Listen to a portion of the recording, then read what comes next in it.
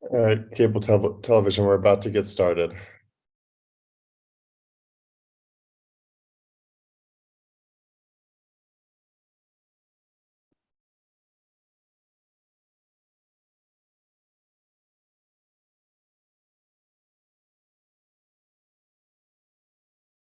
Good afternoon. I'm Ward 1 Councilmember Nadeau, the Chair of the Committee on Public Works and Operations. Today is Tuesday, March 14th, 2023, and we're conducting this virtual roundtable on the Zoom platform. The time is 12:04 p.m. This roundtable is being simultaneously streamed in multiple places, including dccouncil.gov and brianneknadeau.com/live. As chair of the Committee on Public Works and Operations, I've convened this public roundtable to address a matter of great importance to district residents: the nomination of Acting Director Timothy Spriggs to be the permanent director of the Department of Public Works. DPW provides some of the district's most important municipal services: solid waste management and parking enforcement. My priorities as chair of this committee are to ensure that our city has excellent trash and recycling services, whether provided by DPW or private haulers with DPW enforcement, that we are doing everything possible to meet and ideally exceed the district's waste diversion goal of getting 80% of our waste away from landfills and incinerators by 2032, and that enforcement of curbside space is prioritized and expanded, recognizing that it's currently one of our only real tools for improving traffic safety in the district. I'm hopeful that as permanent director, Director Spriggs would also adopt these priorities. DPW's stated mission is to provide environmentally healthy municipal services that are both ecologically sound and cost-effective, and it's one which Acting Director Spriggs is very familiar. He's been the agency's acting director since January, and he previously held the positions of administrator of the agency's Safety and Security Administration and Citywide Snow Program Coordinator.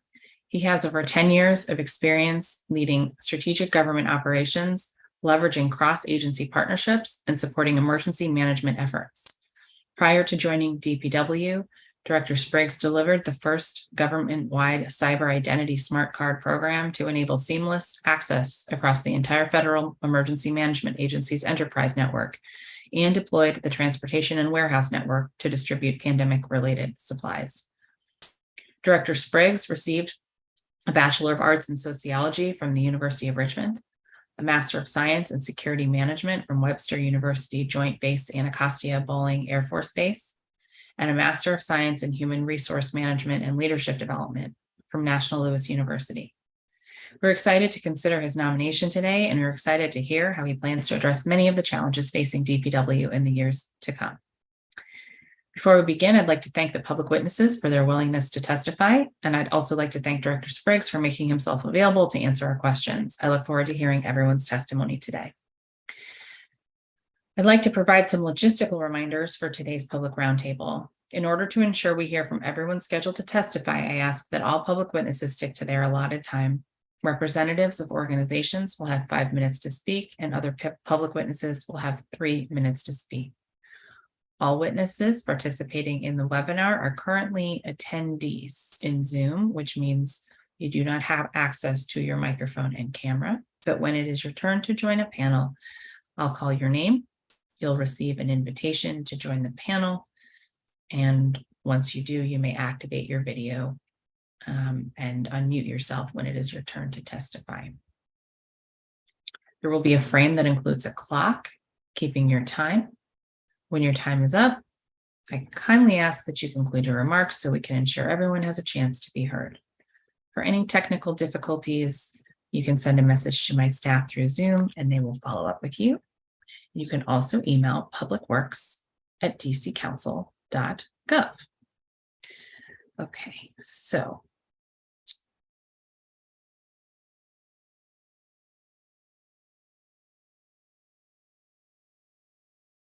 we have 8 public witnesses. We will do 2 panels of 4. We'll begin our first panel with Chris Weiss, Executive Director of the DC Environmental Network, Susan Shore, Chair of the Zero Waste Committee of the Sierra Club DC, Robert Vincent Branham, founder of DC for a Safer DC Inc., and Kelly Whittier, Director of Communications, Engagement, and Outreach at the Redstone Center.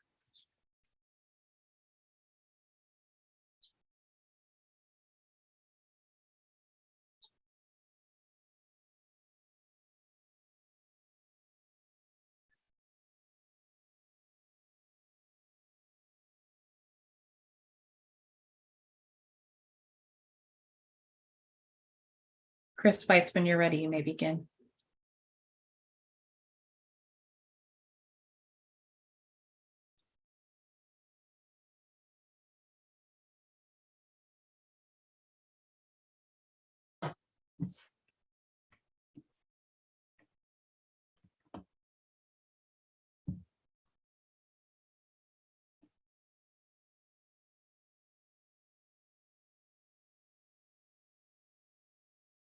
Chris, are you ready? I'm ready. I'm sorry. Oh, go ahead. When you're ready, you may begin. Okay, thank you. Good afternoon, Chairperson Nadeau and other council members, if any, and staff. My name is Chris Weiss, and I'm the Executive Director of the DC Environmental Network. I'm here to testify on the confirmation of Timothy Spriggs to be the new Director of the DC Department of Public Works. The District Department of Public Works has experienced a lot of change of leadership under the administration of Mayor Bowser. 6 Department of Public Works directors have served during this administration. Director Howland to Shorter, Shorter to Geldart, Geldart to Davis, Davis to Carter, and Carter to Spriggs. The DC Environmental Network testified in support of the nomination of 2 of the directors, Chris Shorter and Chris Geldart. The longest period for a DPW director, Chris Shorter's tenure, lasted for most of Mayor Bowser's first term. Those were the last years many advocates felt we still had opportunities to make meaningful and faster progress towards increasing the district's waste diversion from landfill and incineration. The second term of Mayor Bowser experienced a rapid turnover of leadership of 4 directors, Shorter to Geldart, Geldart to Davis, and Davis to Carter. Now in 2023, with the nomination of Timothy Spriggs, we are changing directors again. Important to note, Shorter, Geldart, Davis, Carter, and Spriggs all came from inside the Bowser administration. Davis, Carter, and Spriggs all came from within DPW and had spent years buying into procedures and policies that have been in place for decades. None of Mayor Bowser's nominees came into the job with meaningful cutting-edge expertise in fleet and stormwater management and modern zero waste policy. None of the reforms and policy changes that advocates in the council created primarily through legislation, including the creation of the Office of Waste Diversion, came from within DPW and the Bowser administration. In some ways, with all this change, it should not be a surprise that despite what we hear from DPW describing incremental improvements, the district has not made extensive progress on our zero waste policy priorities. We are pretty confident our citywide diversion rate continues to be below 20%, but would love to be proved wrong with the current waste diversion report.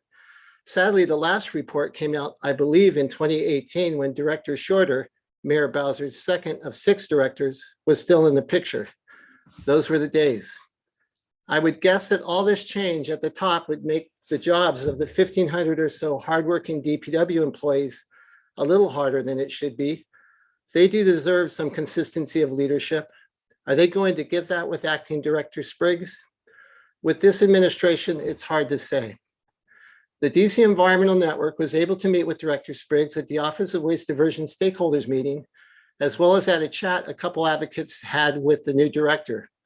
We came away feeling like there could be a good level of transparency and opportunities to sit down and hash through policy and other challenges. Regardless, at this point, we are not opposing but cannot support the nomination of Timothy Spriggs to be the new director. To be honest, we were disappointed by Acting Director Spriggs' responses to some of the questions asked at the DPW performance oversight hearing. Decent organized a meeting with the committee to share some of our concerns, and we will be following up with more communications with Acting Director Spriggs going forward. We do have a stakeholder meeting with him tomorrow.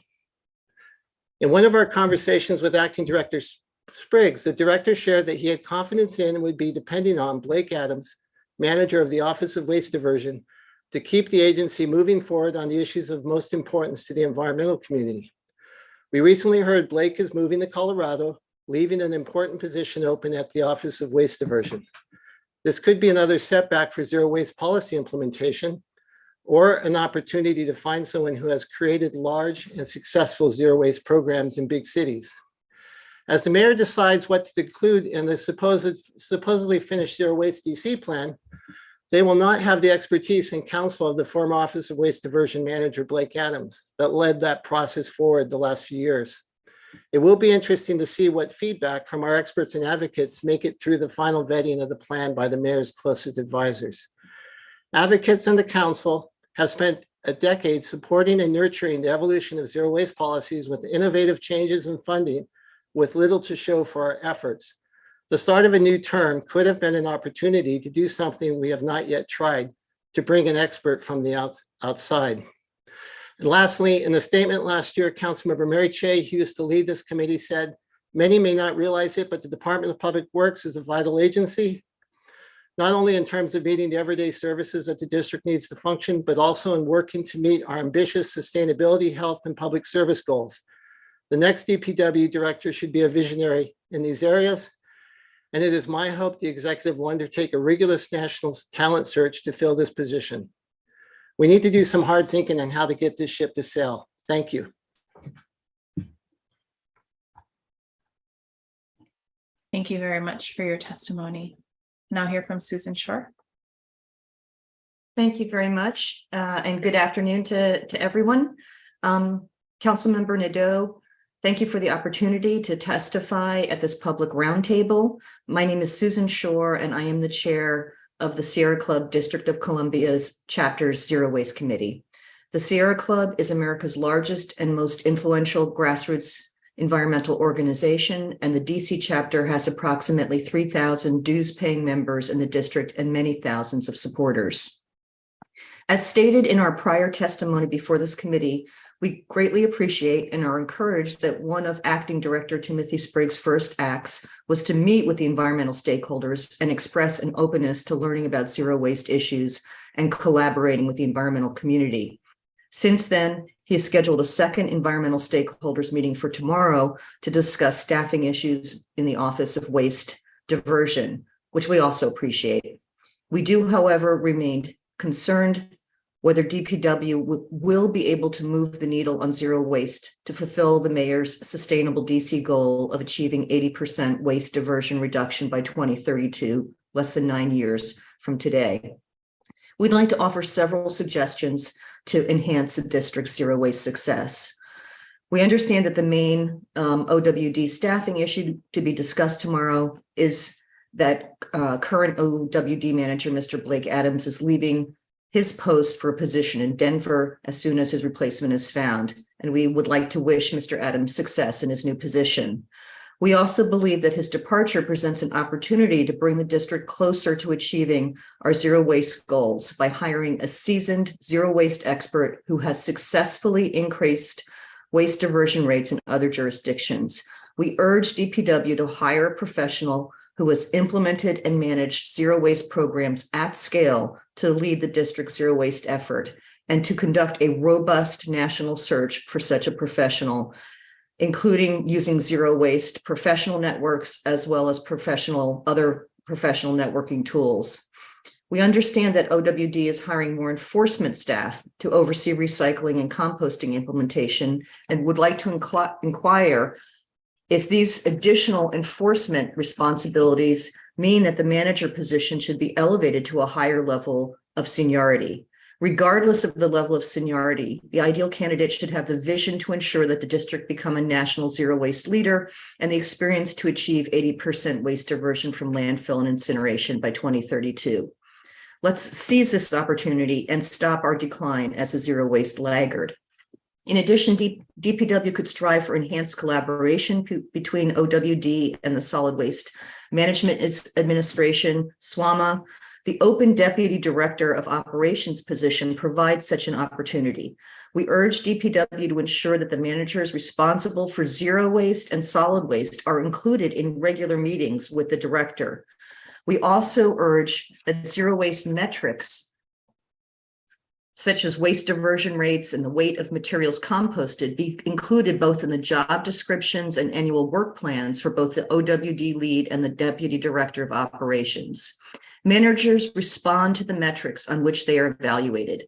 We also reiterate our recommendation that senior DPW leadership, including the director level, seek out and enroll in zero waste training and share their knowledge with the mayor's team and other agencies responsible for zero waste diversion.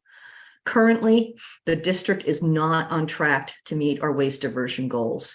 As noted in my February testimony, it's important to recognize that achieving our waste goals cannot rest solely on the curbside compost pilot alone. It's important, but it's not enough to get us back on track. It's beyond time for DPW to bring in a seasoned zero waste expert with a proven track record of increasing waste diversion rates at a senior leadership position. We need someone who can create a shared vision to enable DPW to develop as a national zero waste leader. Other cities and jurisdictions are making progress, so there is a national pool of talent. Can't we tap into their expertise? The alternative is to continue to landfill and incinerate materials that could be redesigned, reused, and recycled, needlessly generating harmful greenhouse gases and pollution. That's what's at stake.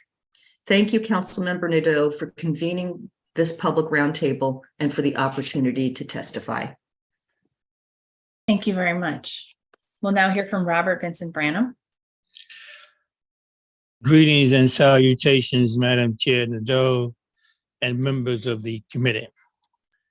I am Robert Vincent Branham, founder of DC for Safer DC, former ANC Commissioner 5E08, President Emeritus of the DC Federation of Civic Associations, Chairman Emeritus of the 5th District Citizens Advisory Council, and Chairman Emeritus of the Ward 5 Democrats. I welcome this opportunity to testify on PR 25-0071, the Director of the Department of Public Works, Timothy Spriggs Confirmation Resolution of 2023. Madam Chair, I come before this committee enthusiastically, strongly, and without hesitation to support the nomination of Timothy Spriggs. I have known Colonel Spriggs for a number of years, to include the period when he led members of the DC National Guard into a military conflict overseas in Iraq and brought them home safely, for which many parents, spouses, sons, daughters, and friends are deeply proud and grateful. Colonel Spriggs is not only large and loud in physique, but also he is large, loud, and bold in leadership. He is a testament to the best of a management style, which is respectful, responsive, and rational. He cares about those he leads and directs them with purpose, principle, and dignity. Although Colonel Spriggs is a son of the Army, leads and manages according to core values of the Air Force: integrity first, service before self, and excellence in all he does.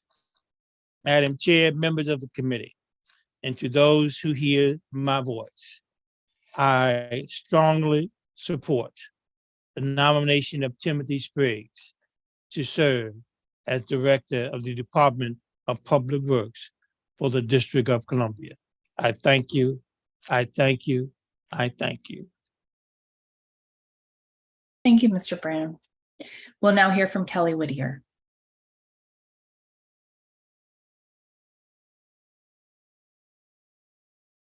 Hey, Kelly, even though you appear unmuted, we cannot hear you.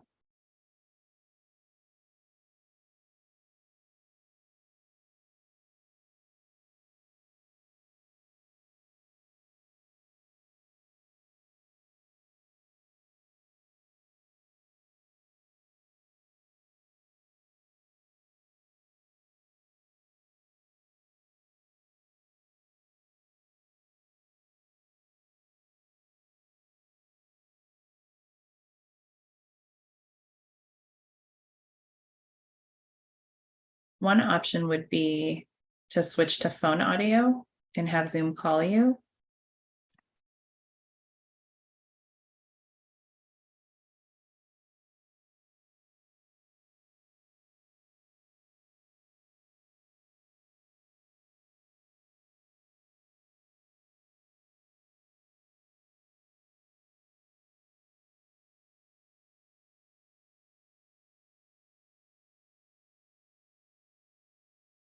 let's start with some questions while Kelly figures it out, and then we can turn back to her because it's probably not helping her for all of us to be staring at her while she tries to figure out her audio. Oh, well, she's figuring out her audio. There you are, Kelly. I hear you now. Can you hear me now? Yeah. Oh, thank you. Thank you. It was a good tip. I've not done the computer Best audio hack there failure to is. phone. Switch to phone audio. There you go. Thank you. All right. Good afternoon, Chairperson Nadeau, members and staff. I am Kelly Whittier, the Director of Communications, Engagement, and Outreach at the Redstone Global Center for Prevention and Wellness at the George Washington University School of Public Health. The Redstone Center focuses on policies that promote health equity while mitigating the harmful effects of climate change, and my comments today reflect the center's analysis and not the views of the university. I'm sure that much of the testimony you'll hear today on Acting Director Spriggs' nomination will fall into the general categories of his qualifications as a leader and what areas are most in need of attention from the next director of the Department of Public Works. I will focus my testimony on the latter issue as the Redstone Center is particularly invested in supporting DC's efforts to meet its sustainability targets, of which DPW contributes to local successes and unfortunately failures. It may be helpful to think of DPW's operations in three broad terms. First, the agency provides essential municipal services to agencies and residents. Second, through its management of our waste streams, DPW plays a central role in the district's climate change mitigation efforts. And third, it maintains the responsibility to provide a safe, supportive working environment for thousands of career and seasonal employees. It's also important to recognize that the agency's role in protecting the public health extends well beyond clean neighborhoods. That trash, litter, and food waste also cause harm to public health when left to the landfill. Food waste in particular is a driver of climate change, the release of methane, a potent greenhouse gas, and these emissions contribute to numerous public health threats, including severe weather events, heat-related illness and death, pollution and poor air quality, vector-borne diseases, water-related illness. EPA estimates that about 8% of greenhouse gas emissions in the U.S. are caused by food waste, which illustrates why the district will not be able to realize its climate goals without the Department of Public Works leadership. Acting Director Spriggs is a veteran with an exceptional background of service in multiple federal agencies. He has demonstrated talent in large-scale organizational leadership and complicated project execution. He has also seen local success in his role as the administrator of DPW's Safety and Security Administration. These are attributes that would certainly qualify him to better manage essential city services like trash collection and snow removal that residents depend upon. What is unclear, however, is what within his background speaks to DPW's role as an agency on the forefront of the mayor and council's ambitious waste reduction commitment. In many ways, Mr. Spriggs will be inheriting a significant uphill battle from his predecessor, even his predecessor's predecessor. The district's waste diversion progress is nowhere near on pace to meet its goal to divert 80% of solid waste away from landfills by 2032, and DC as a whole diverts about 16% of its waste. By last measure, residential diversion rates were faring marginally better at 25%, but year by year, the district has made incremental progress, but that progress, frankly, is insufficient in the face of the climate crisis. To make up for this deficit, DPW needs leadership with a vision and commitment to spearhead new policies, agency-wide innovation, and modernization of its waste reduction infrastructure and recycling operations. Because this is not Acting Director Spriggs' exact specialty, it is essential that the next significant agency hire, the next director of the Office of Waste Diversion, has a proven sustainability background and is empowered by DPW leadership and ambitious change as guided by the Zero Waste DC plan and successful policies in other jurisdictions. We look forward to hearing from Acting Director Spriggs on his vision for the next 9 years, that target deadline for 80% diversion, and what actions he would like to see implemented with the waste stream, with district-wide composting, possible source separation, facility modernization, fleet management, interagency coordination, strategic communications, education campaigns for residents, partnership with the Office of the Director of the Office of Waste Diversion, and the many other aspects of the important sustainability work conducted throughout DPW. Thank you for holding this public roundtable, and congratulations to Mr. Spriggs on his nomination. Oh, and I see I have under a minute left, so I will pop off my hat if you don't mind. And A couple years ago, I was speaking to a DPW employee removing snow on a bridge, and he mentioned that it was difficult for him to continue working throughout the day because his one pair of work boots issued by DPW were waterlogged and frozen at that time after working all morning. I'm not sure if it's still the policy to only issue one pair of work boots to snow removal staff, but I'm sure having a policy of having multiple pairs provided would be a great way to support our essential workers on the ground. Thank you. Yes, although what snow removal staff might be the question that we're asking this year, because although I know that they do exist, they did not really get to perform this year very much. So point taken. However, thank you all very much for your testimony. Truly appreciate it. I have a few questions. Now let's start with Chris Weiss. I mean, Chris, you had said that you were concerned or disappointed in some of the answers in the performance oversight hearing. Can you elaborate on that? Well, I'll say one thing in particular. I want to go. We went into it in depth with your staff, and I wanted to talk to Director Spriggs about it before I talk publicly about it. Specifically about that, those answers to questions. But one of the issues was we brought up, and a number of folks brought up, the stormwater management issue relating to pollutants that are making their ways into our waterways at industrial facilities that DPW manages. And I think I'm guessing that it was really early in his tenure as the director, and it probably will take some time to get the full briefing on that, and we want to fully brief him on that. But the response to our sharing that concern at the hearing, we didn't feel like his response to it, what we thought we should have heard is something more like, gosh, I want to talk to you more about it. Let's sit down and figure out how to move forward and put a plan together that where we're. But all we heard is, for example, he talked about some kind of 87% compliance. We have no idea what he was talking about. Some kind of measurement that suggested that they didn't have a problem. And our fundamental message, and we had a lot of data to back it up, is there is a problem, and we should figure out how to fix it. So there's a number of issues that came out of the question and answer period at the performance oversight hearing, but that was one of them. And so we're hoping that we can follow up with Director Spriggs maybe a little bit tomorrow, but I really would like to sit down with him with our team and talk about the stormwater management issue. And maybe even, Brianna, you could be part of that conversation too. We could work together to figure out how to fix that problem in the way that makes sense to everybody. Thanks, that's helpful. And I'll just come to all our panelists here. I mean, we talked a lot. My question was going to be, what do you think are the biggest challenges facing the Department of Public Works? It really sounds like there's a focus for many on this panel on waste diversion and the ways that the district is behind perhaps other similar jurisdictions. And this is a concern of mine as well. I mean, so what are, we talked about, I heard from you about making sure that we had someone qualified in the manager's position. How do we go about that? I mean, let's hone in on that a little bit. What are some of the key qualities that we want to see in somebody who would be supporting Director Spriggs in reaching our waste diversion goals? Go ahead, Ms. Shore. Thank you, Councilmember Nadeau.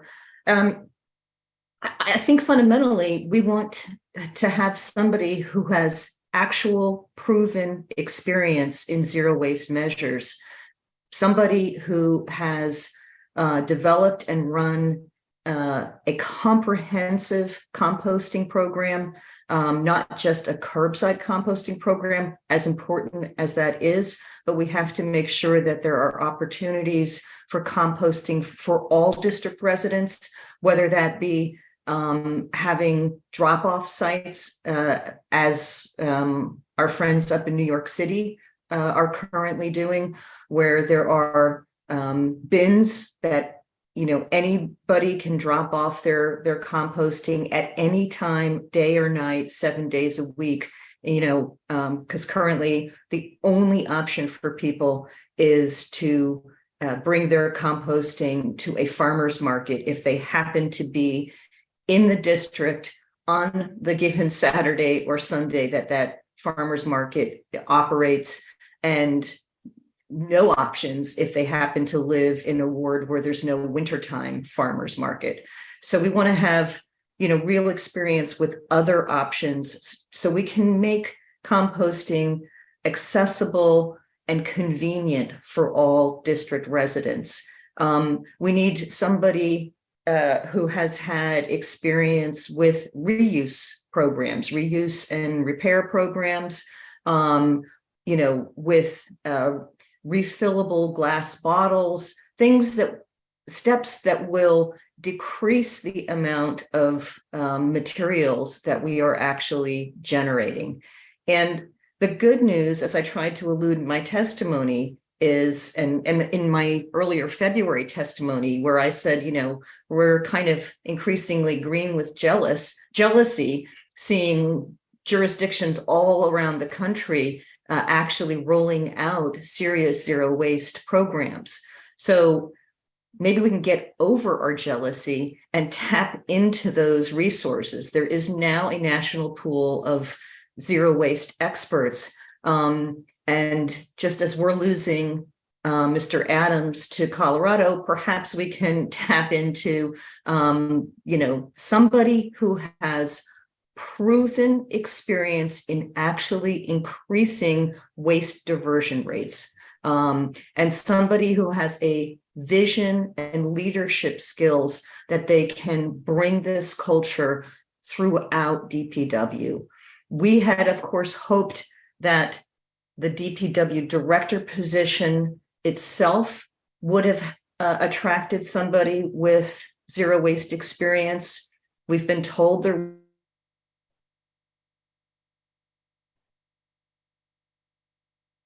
seem to pan out. So maybe we can use these other two senior positions, Office of Waste Management and the Deputy Director of Operations, to make sure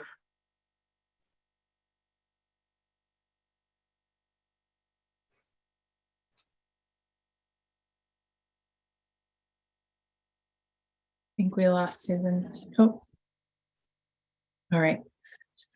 Thank you, Susan, very much for that. Does anyone else want to chime in? Kelly? Yes, I do. I want. Oh, okay. Go ahead, Madam Chair, let me say this. I know Colonel Spriggs. I know his background. I know his leadership, and I respect him.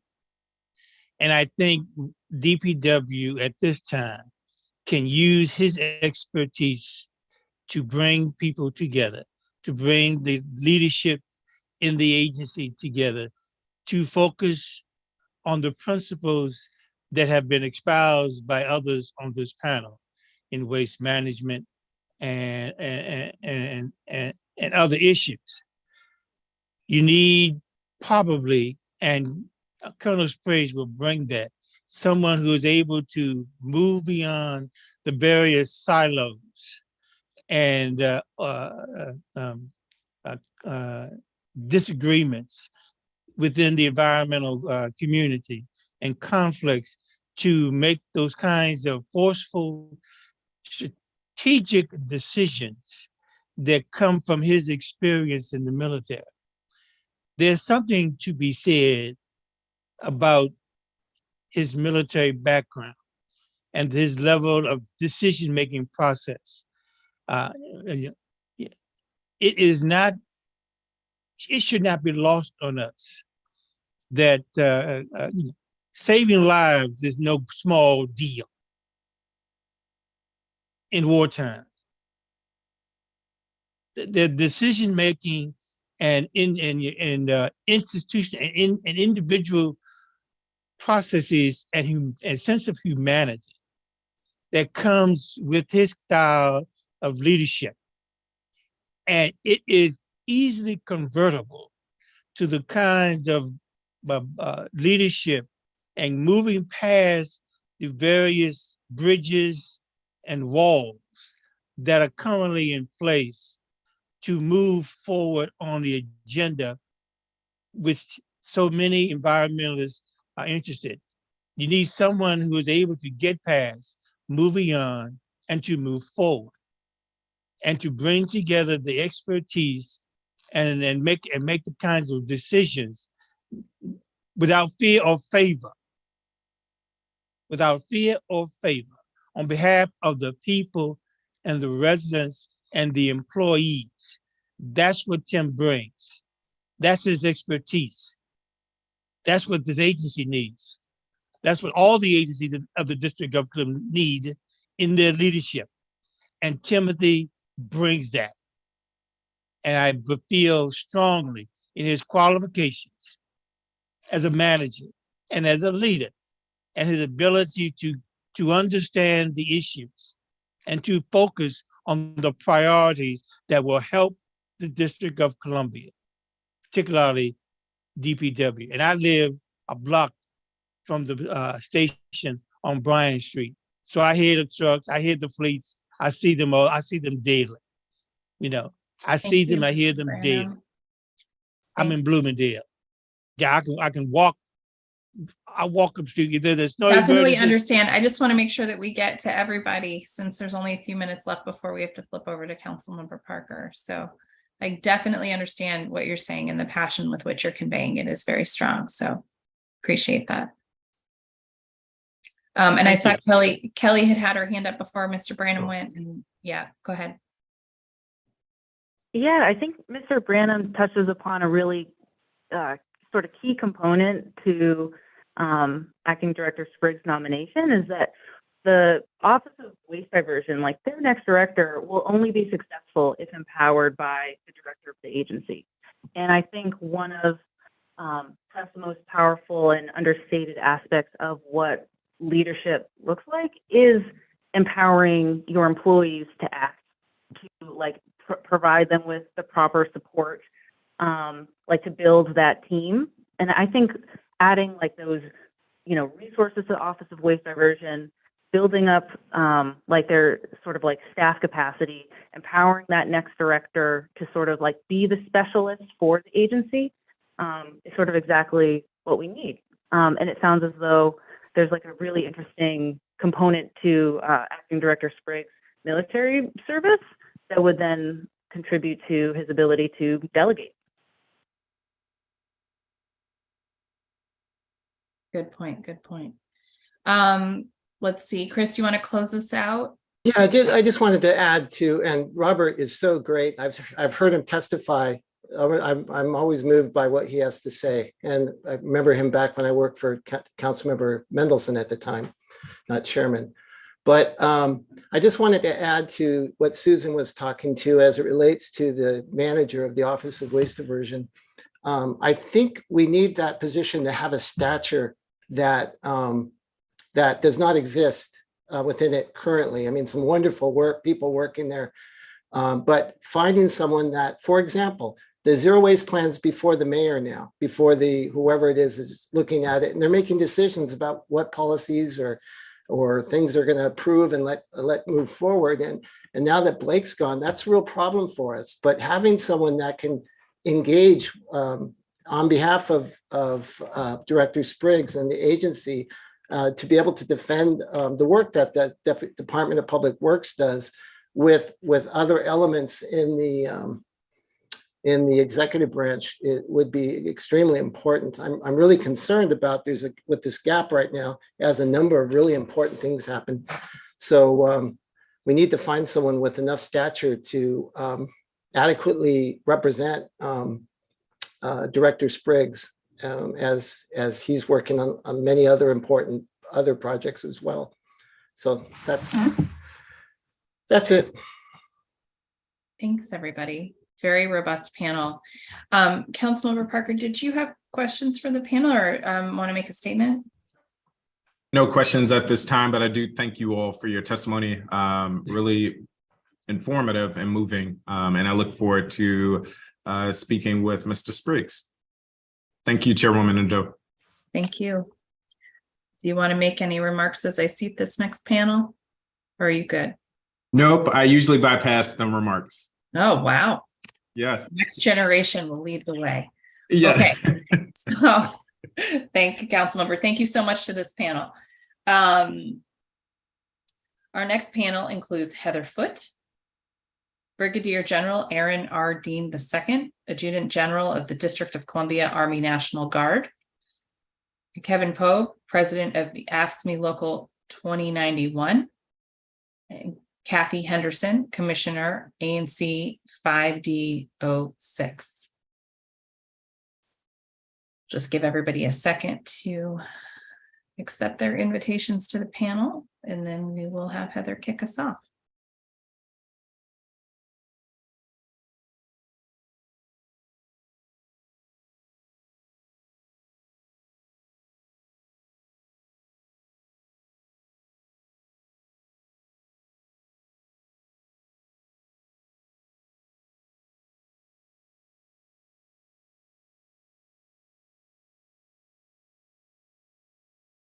Heather, when you're ready, you may turn on your camera and unmute yourself and begin your testimony. Oh, also, if there is anybody else here in the Zoom today that did not sign up to testify but wishes to do so, now is our last chance for public witnesses to testify. So use the raise your hand function in your Zoom. You might have to go to you're gonna have to go to your little toolbar down there, but if you raise your hand, we will promote you to the panel to offer testimony. But for now, we will go to Heather. Thank you. Thank you, Councilmember Nadeau. I appreciate the opportunity to testify today. My name is Heather Foote, and I'm a Ward 1 resident. I'm a transportation analyst with a particular focus on older adult transportation and pedestrian safety. I appreciate the opportunity to speak at this public roundtable as the committee considers the appointment of Mr. Timothy Spriggs as Director of the Department of Public Works. My focus today is on just one pedestrian issue, clearing of snow from sidewalk curb ramps. Although I reference minutes of last November's meeting of the Pedestrian Advisory Council, or PAC, at which Mr. Spriggs spoke, I'm presenting this testimony in my own personal capacity as a district resident. The PAC has had longstanding concerns about hazards for pedestrians on sidewalks, at curb ramps, and in intersections during snowstorms. Its view is that the district continues to be very car-centric in its approach to snow clearing. In an informative and lengthy exchange, Mr. Spriggs outlined the various agencies that work together on snow clearing, the training of snowplow drivers to lessen the likelihood that snow piles would be left at intersections as in the past, and supervision of this work. And he invited the PAC to partner with DPW on clear passage for pedestrians during snowstorms. One salient takeaway was acknowledgement that the district has not assigned clear responsibility for clearing snow from curb ramps by any of the various government agencies and other entities, including business improvement districts, the Department of Small and Local Businesses, or DSLBDs, a new acronym for me, homeowners or businesses.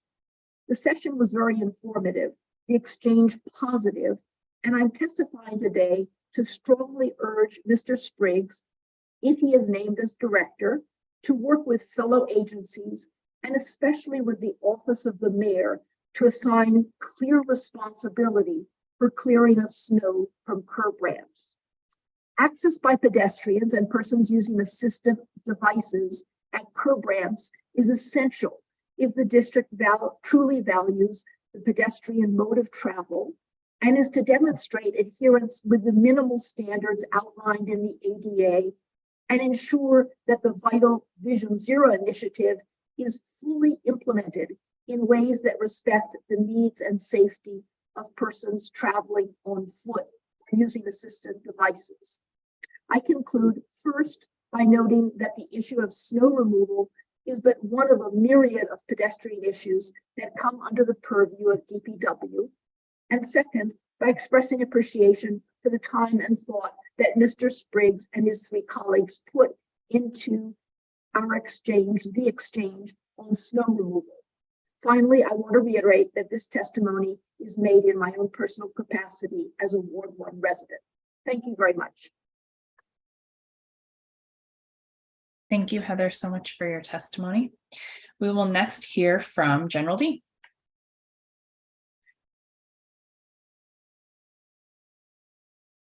Okay. So, good afternoon, Madam Chairwoman, City Council, distinguished guests. My name is Aaron Dean, and I'm currently the Adjutant General or Deputy Commanding General for the District of Columbia National Guard. So I appreciate the opportunity to appear before you today as a witness on behalf and in support of Colonel Retired Timothy Spriggs. So I'll go back and forth between Colonel and Mr. because I understand his capacity now as Mr. Spriggs. Before I begin my testimony, I would like to give you the context of this testimony. My testimony and statements will be based on my personal knowledge of the ability and character of Colonel Spriggs as a result of my dealings in the course of me and Colonel Spriggs' employment in the DC National Guard, and while I was the Director of Operations for the DC National Guard, and he was the Operations Manager for DCH SEMA. I've known Mr. Spriggs since 1989. That equates to a little bit over 24 years that I have witnessed the character and performance in a professional environment. During my career, I pride myself on being able to identify talented leaders capable of performing high-level, complex tasks that improve organizational capability. I can tell you without fear of contradiction that Mr. Spriggs is profoundly qualified to lead the District of Columbia Department of Public Works. I believe the first thing a leader needs is character. A person must have the character to do what is right under duress, the ability to be honest and forthright to senior and political leaders, to support the needs of the organization above personal aggrandizement. I will inform you today that these are the character traits that Mr. Spriggs possesses and has demonstrated these traits over and over as a leader in the District of Columbia National Guard. I also witnessed these traits while he was Operations Chief at DCH SEMA, and I was the Operations Director at the DC National Guard. Organizations must have strong leaders to achieve strategic and organizational success. Mr. Spriggs is a leader of people. He has a way of synthesizing complex strategic concepts into words and phrases that everyone at all levels understand. This allows the organization to remain focused on stated organizational priorities and objectives. I have personally witnessed Mr. Spriggs organize complex operations for the DC National Guard and the city. I've personally witnessed Mr. Spriggs turn dysfunctional sub-organization into high-performing teams. He has this unique talent to make every person on the team feel appreciated for the work they do. He is not afraid to give credit to subordinates that recommend successful changes.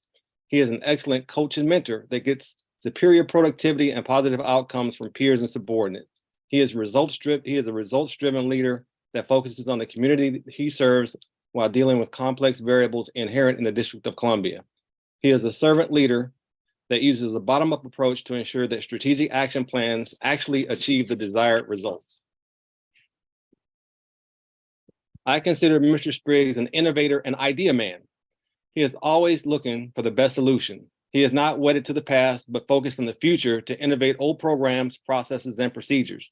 He not only fixes what is broken, but he builds on and improves upon successful programs, processes, and procedures to obtain greater success. This is especially important in an ever-changing world. He is a leader that motivates teams to accomplish difficult objectives while adhering to often complex regulations and policies. He shows employees that they are important every working day versus only rewarding them once a year. He recognizes the talents and skills of each individual employee and works to ensure that appropriate employees have the opportunity to contribute to the organization's mission. The ability to collaborate is an incredible strength of Mr. Spriggs. I believe that he is keenly aware of the pertinent stakeholders in any given situation. Whether the stakeholders are political leaders, community leaders, or operational leaders, he has the ability to bring those leaders together to discuss comprehensive and complex issues and focus those leaders on the problem that affects Mr. Spriggs and the city's areas of interest. As HCM's operational manager, I witnessed in bringing leaders and peers together to focus on solutions that enhance the city's ability to support national special security events and man-made and natural disasters. I have witnessed him plan and perform complex operations as the Director of Operations at the District of Columbia National Guard and the Operations Director at DCH SEMA. While in the District of Columbia National Guard, he managed the largest program budget in the agency. His budget supported the main effort of the agency. The main effort of the National Guard is to train the DC National Guard's wartime mission and to train to support the local community through military domestic support operations. His efforts created an outstanding training program that received accolades from federal officials, local partners, and military leadership. He was the only director at the time within the DC National Guard to maximize his budget to support new and innovative programs, in addition to meeting regulatory operational requirements without overspending. He was able to achieve this success by conducting brilliant data analysis and bottom-up feedback. His innovative programs and policies endure to this day. His vision, guidance, and ability to look forward are the best I have ever witnessed in my career. Mr. Spriggs' character and integrity are beyond reproach. Mr. Spriggs is a gifted leader who serves as a paragon for all to follow. His interpersonal skills build trust and facilitates collaboration among pertinent stakeholders. His ability to perform at the executive strategic level is undeniable.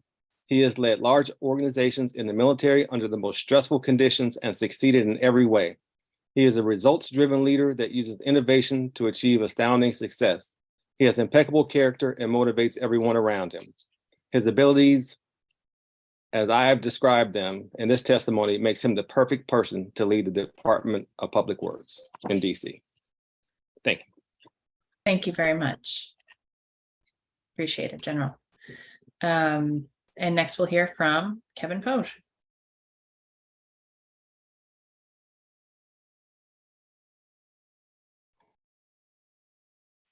Thank you. Can you hear me? Okay. Thank you, Madam Chair Nadeau. I really appreciate you. I'm gonna be quick and to the point, and that way, you don't get tired of hearing from me. But I'd like to thank you for your help. I can speak from labor's point of view. Although there's a lot more work to be done to ensure the safety and training of labor at DPW, I do believe that we are headed in the right direction. I do appreciate Mr. Spriggs for the things he's worked with 2091 on, such as security at different sites and different yards, and beginning some training for those who have either never been trained or haven't been trained in 20 years. I look forward to working with Mr. Spriggs in making DPW a preferred place to work again. I also would like to say this morning when I was out on one of the collection yards, yesterday when we were there, we received 15 new employees. And before, those 15 new employees went through no orientation or no form of training. This morning, under the guise of Mr. Spriggs and his team, my guys are out there training, learning how to do this job. And we haven't had that, like I said before, in a number of years. So I'm actually grateful and thankful. And since I've been president of Local 2091, I've been through 3 different directors. This is one director that I can see some change maybe coming. And like I said, again, I hope to work closely with him to continue to make DPW a better place. Thank you. Thank you very much for your testimony. We'll now hear from Kathy Henderson. Thank you, Councilmember Nadeau. Can everyone hear me clearly? Yes, Commissioner Kathy Henderson. I have served 11 terms as an effective, award-winning advisory neighborhood commissioner, and I come here today to this very important hearing to address concerns on behalf of my community.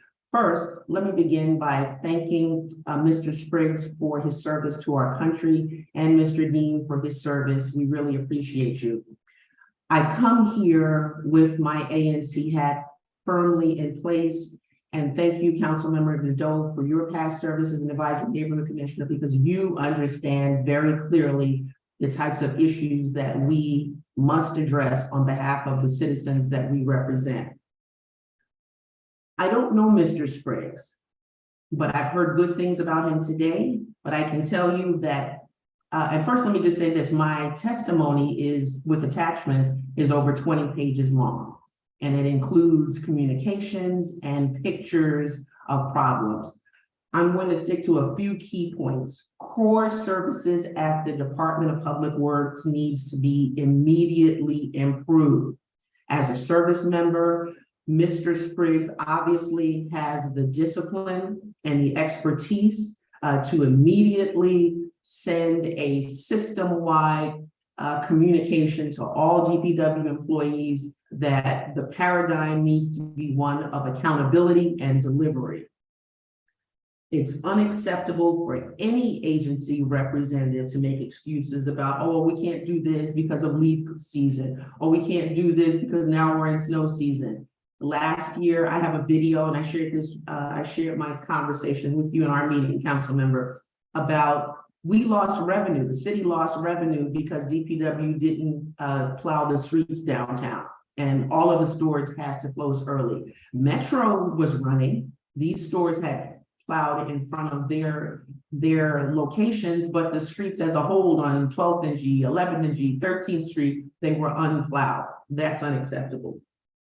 I have tons and tons of pictures of DPW employees doing great things. And I have tons and tons of pictures of missed trash collections, no trash collection, no recycling collection. That is unacceptable. It's really unacceptable for any supervisor to come out in response to a 311 call and then come back and say nothing was found.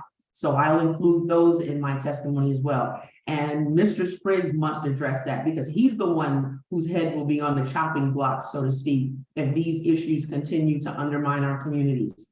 Our ANC 5D meeting was last night, and most of the commissioners had complaints about service delivery. So that tells me, which I already know because it's been demonstrated many times, that we have a level of disenfranchisement throughout ANC 5D, which serves Carver Terrace to Ivy City and Union Market. That's unacceptable.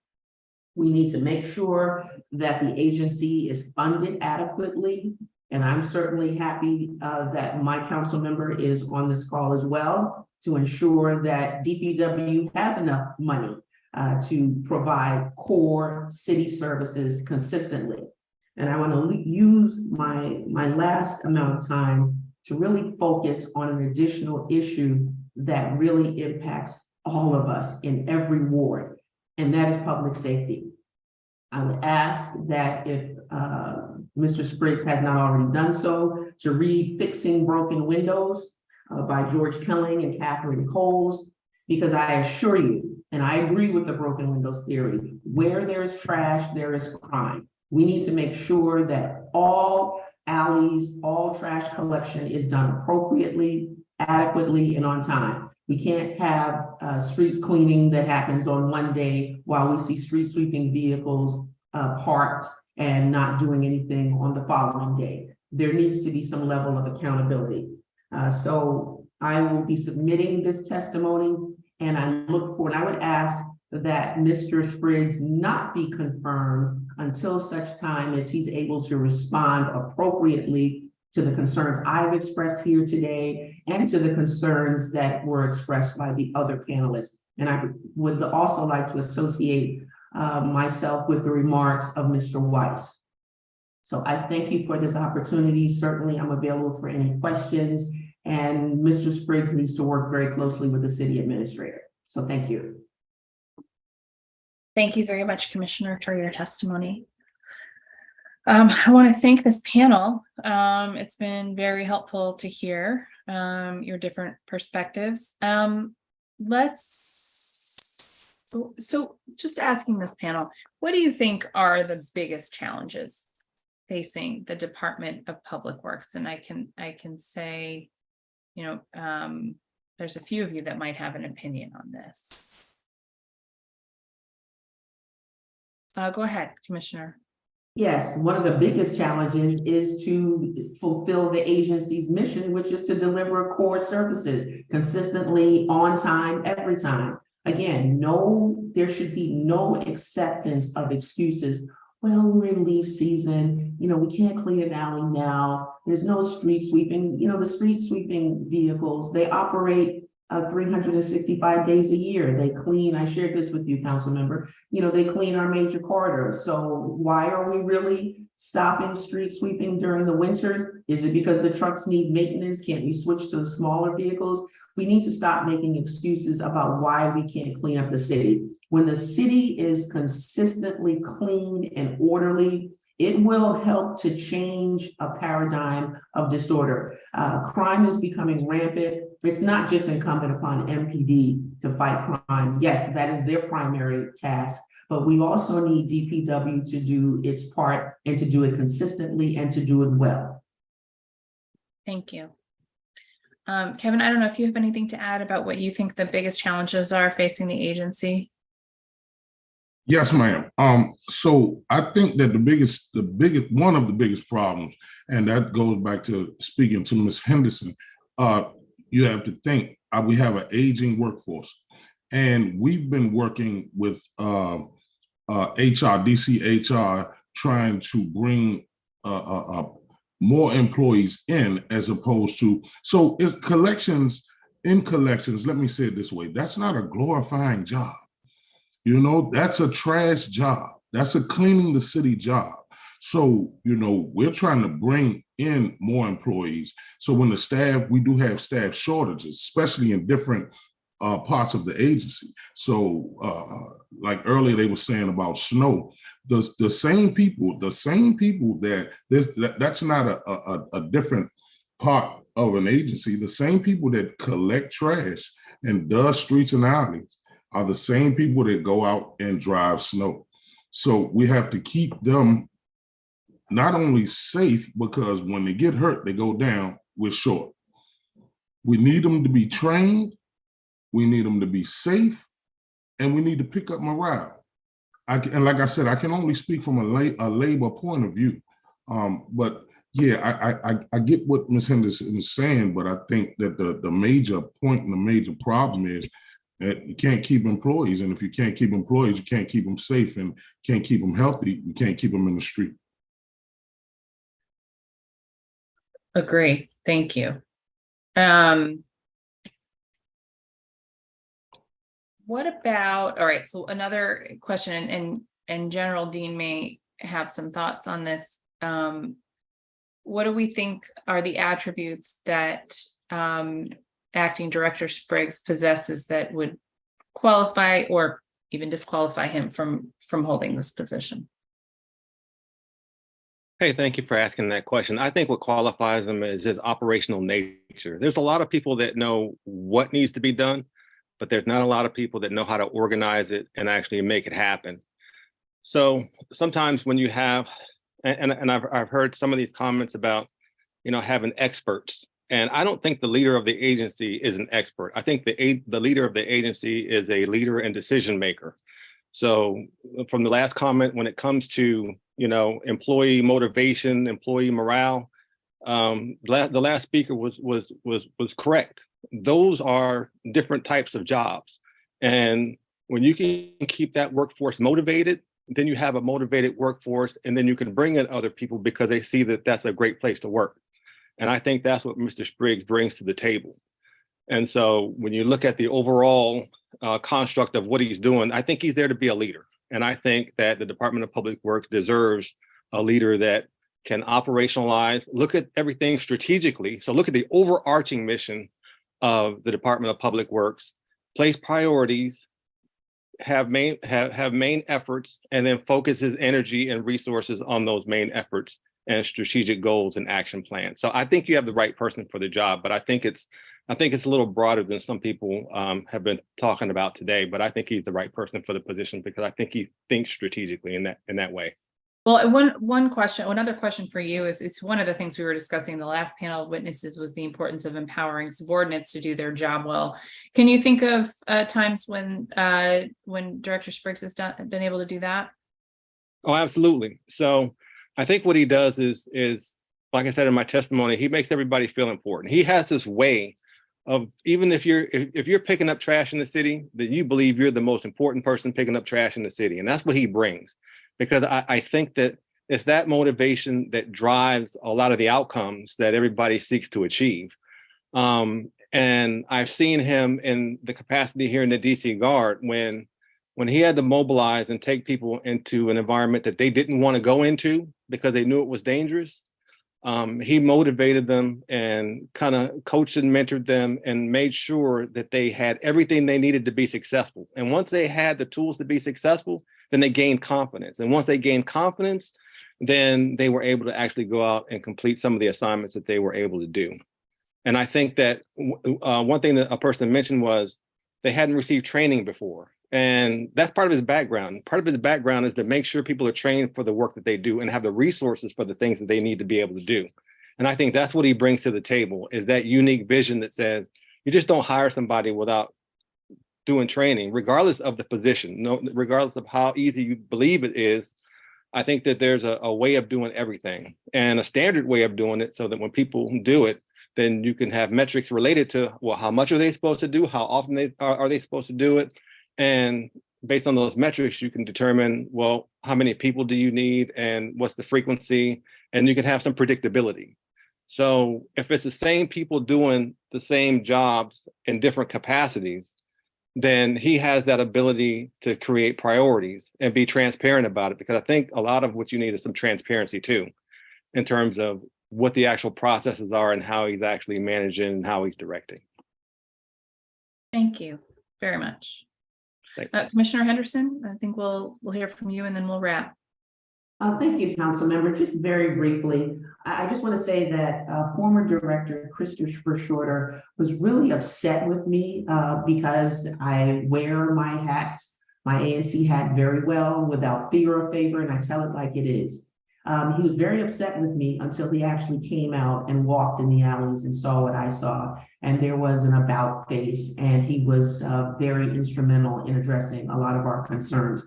I'd like to call upon Mr. Spriggs in his role, and he doesn't have to wait until such time as he may be confirmed in his role as acting director, to start looking at what we're seeing.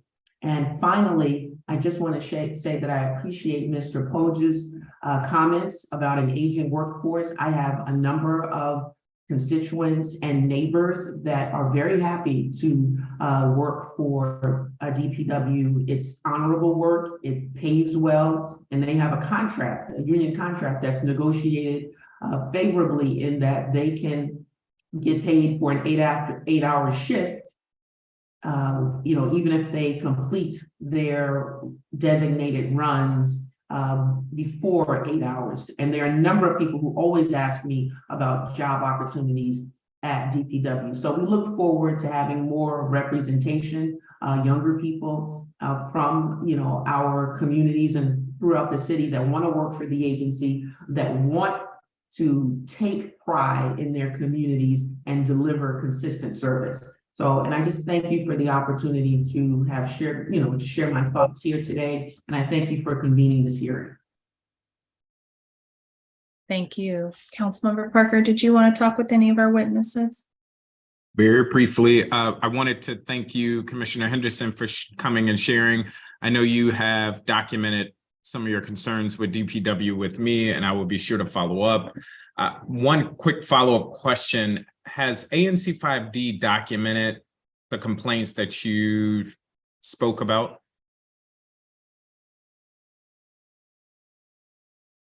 Well, I will say that in our public, our meeting, of course, is a public record. And last night there was a good discussion about the service, the need for improved service improvements. But I, as a commissioner, a longstanding, capable, award-winning commissioner, I don't need to submit, my concerns to the commission for action. I use a different. No. That is well understood. One of the things I'm hoping to do is to get a commitment from Mr. Spriggs to follow up on the concerns from the commission. So I'll be sure to reach out to just reflect on the notes or the minutes of the meeting to very specifically ask Mr. Spriggs to follow up. So thank you for that. And then Mr. Poge, I appreciated you talking about the hope that you have for the leadership that Mr. Spriggs will bring to the agency and how you're seeing a different engagement, if you will, with labor. What are some of the things that we should be looking out for should he be approved moving forward to ensure that the concerns that workers had before don't go unaddressed? Perfect question. Perfect question. So let me say this, and I may be going back a little ways. So with the gun violence that's going on in the district, we have been, before I became president, we had been asking for security at the different sites, the different yards. And with the other, I guess, acting directors, you know, it kind of was a dragging foot type thing. They were dragging their feet. Now, security might show up one day, might even be there a week, but then they're gone. But with Mr. Spriggs, we see that he worked it out. We have the security there, and they've been there now almost a month and a half, you know, and I'm feeling real good about that. But those are the type of things that we need to stay on top of, because I understand that the city needs to be clean. The city needs to be taken care of. But put yourself in these employees' feet, you know, in their shoes. They come to work, it's dark outside. They don't know if they're safe going into a particular yard. They get in that yard, morale is low because the supervisors aren't being trained the correct way. Colonel Spriggs is working on that with us, training those supervisors. We don't want to drop the ball on that either, because I don't want to take a job or an order from a person who talks to me like, you know, they're over me. You understand? It's all a domino effect. So, and I always say a safe and well-trained employee is a happy employee. I always say that. I would want to come to work. I would want to come to work, and I would want to do my job. Now, like Ms. Henderson said, you know, they may finish their route and go home, but that's only 1 yard in collections. All the rest of them, they're there. They're in the streets and alleys. They're in the grounds and maintenance. They're out there, graffiti, they're out there.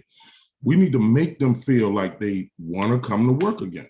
And I remember what she said earlier, and I want to go ahead and close out, but what she said earlier was that people ask about those jobs. Yes, they used to ask about those jobs. They really did. I'm a Washingtonian. I went to Hart Junior High School, Draper Elementary, Ballou Senior High School. I graduated from McKinley Tech Senior High School. Those jobs have always been in the city and been our jobs. So we get those jobs. We take pride in doing those jobs, but somewhere during the course of it, the ball was dropped and we felt disrespected. Morale went down. Yes, we do negotiate a contract, but that contract is not always looked at favorably on our side. And Understood. I apologize. No. Thank you for answering the question. And I'm glad to hear that from a labor perspective, things are moving in the right direction. And yes, so sir. Thank you for that. And then Yes, Mr. sir. Dean, no question, but I just want to thank you for your powerful testimony and just speaking and humanizing Mr. Spriggs in a way that I haven't quite heard in many of these hearings. So thank you. And then Ms. Foote, leaf collection, I know is still a challenge. And one of the things I'm hoping to get clarity on is Mr. Spriggs's vision for creating benchmarks or safeguards so that we can finally get it on the right track. But I appreciated your testimony as well. So with that, Chairwoman Nadeau, I'm going to turn it back over to you. Thank you all. Thanks, Councilmember. Okay, well, that concludes the public witness testimony for this hearing. And we will now, and I thank you all for your testimony. And we will now turn to our government witness. So we are joined by Timothy Spriggs, the Acting Director of the Department of Public Works. Before you begin your testimony, I will have you raise your right hand. Oh, we got some feedback. There we go. Okay. Raise your right hand. Do you swear or affirm under a penalty of perjury that the testimony you are about to give to the Committee on Human Services is the truth, the whole truth, and nothing but the truth? I do. You may begin your testimony.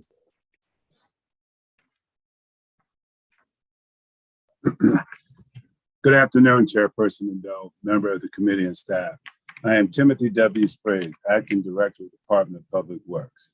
I want to thank Mayor Muriel Bowser for appointing me to serve in this capacity as Director of the agency, dedicated to making sure our city streets and public space are clean, safe, attractive, and accessible. I also want to thank you, Chairperson Nadeau, for holding this hearing to allow me the opportunity to present my qualifications to serve as Director. On behalf of DPW employees, thank you for visiting our facilities and talking with us about our work. I also want to thank members of the committee who were generous with their time to discuss DPW issues of interest in their constituents. On January 3rd, Mayor Bowser nominated me to direct DPW. I am most grateful for her confidence in my ability to lead the women and men who collect our trash, clean our streets, lead our zero waste efforts, enforce our parking regulations, and keep our vehicle fleet running. Mayor Bowser wants the department to deliver the highest quality service, and I am committed to carrying out her charge. I also want to thank my wife, my family, my DPW colleagues, and former colleagues for supporting me today and over the years. My inspiration. My parents' commitment to public service inspired me to pursue a career in public service. My father and siblings were career Army, and my mother worked in the Army Officers Records Unit. I committed my life to public service by joining ROTC as a student at the University of Richmond. Upon graduation with the Bachelor of Arts degree in sociology, I was commissioned as a second lieutenant and became the first commissioned officer in my family. Knowing I would return to civilian life eventually, I earned a Master's of Science in Security Management from Western University, a Master of Science in Human Resource Management and Leadership Development from National Louis University. The U.S. Army introduced me to a wide spectrum of people with life experience very different from my own. As an officer, I developed a deep appreciation for the skills, talents, and bravery of the women and men I led. These interactions underpin my profound respect for DPW employees who work long hours, often in uncomfortable weather and circumstances. I am inspired by their deep dedication and want to give them the tools to succeed in their careers. My background. I would like to describe the skills I acquired as a soldier and as a civilian. My Army career gave me the opportunity to protect my country in combat. I was awarded the Bronze Star in 1991. I later served as Deputy Chief of Staff of the United States Army Joint Force Headquarters, DC. I retired from the Army as a full colonel and joined the DC Homeland Security and Emergency Management Agency as the Operations Director in 2008. However, my commitment to the soldiers still fighting in the Middle East took me back to the war zone to lead strategic operations for a civilian ground convoy transportation firm. I managed its $50 million budget, 1,200 Iraqi truck drivers, and ground operations across Iraq and Kuwait. I also handled contract negotiations, strategic planning, logistics, and asset management. I returned to civilian life 2 years later as the Operations Director for HCMA in 2010 and received the Administrator of the Year award in 2015. In 2017, I became the Interim Deputy Director for Homeland Security and Emergency Management Agency. In 2018, I became the Citywide Snow Program Coordinator for the Multi-Agency District Snow Team, which is led by DPW. My major accomplishment accomplishment was introducing a formal week-long mobilization exercise, engaging the 800 members and culminating into a simulated 6-inch snowstorm event we call the Snow Dry One. I continued to hold this position until my nomination as acting director.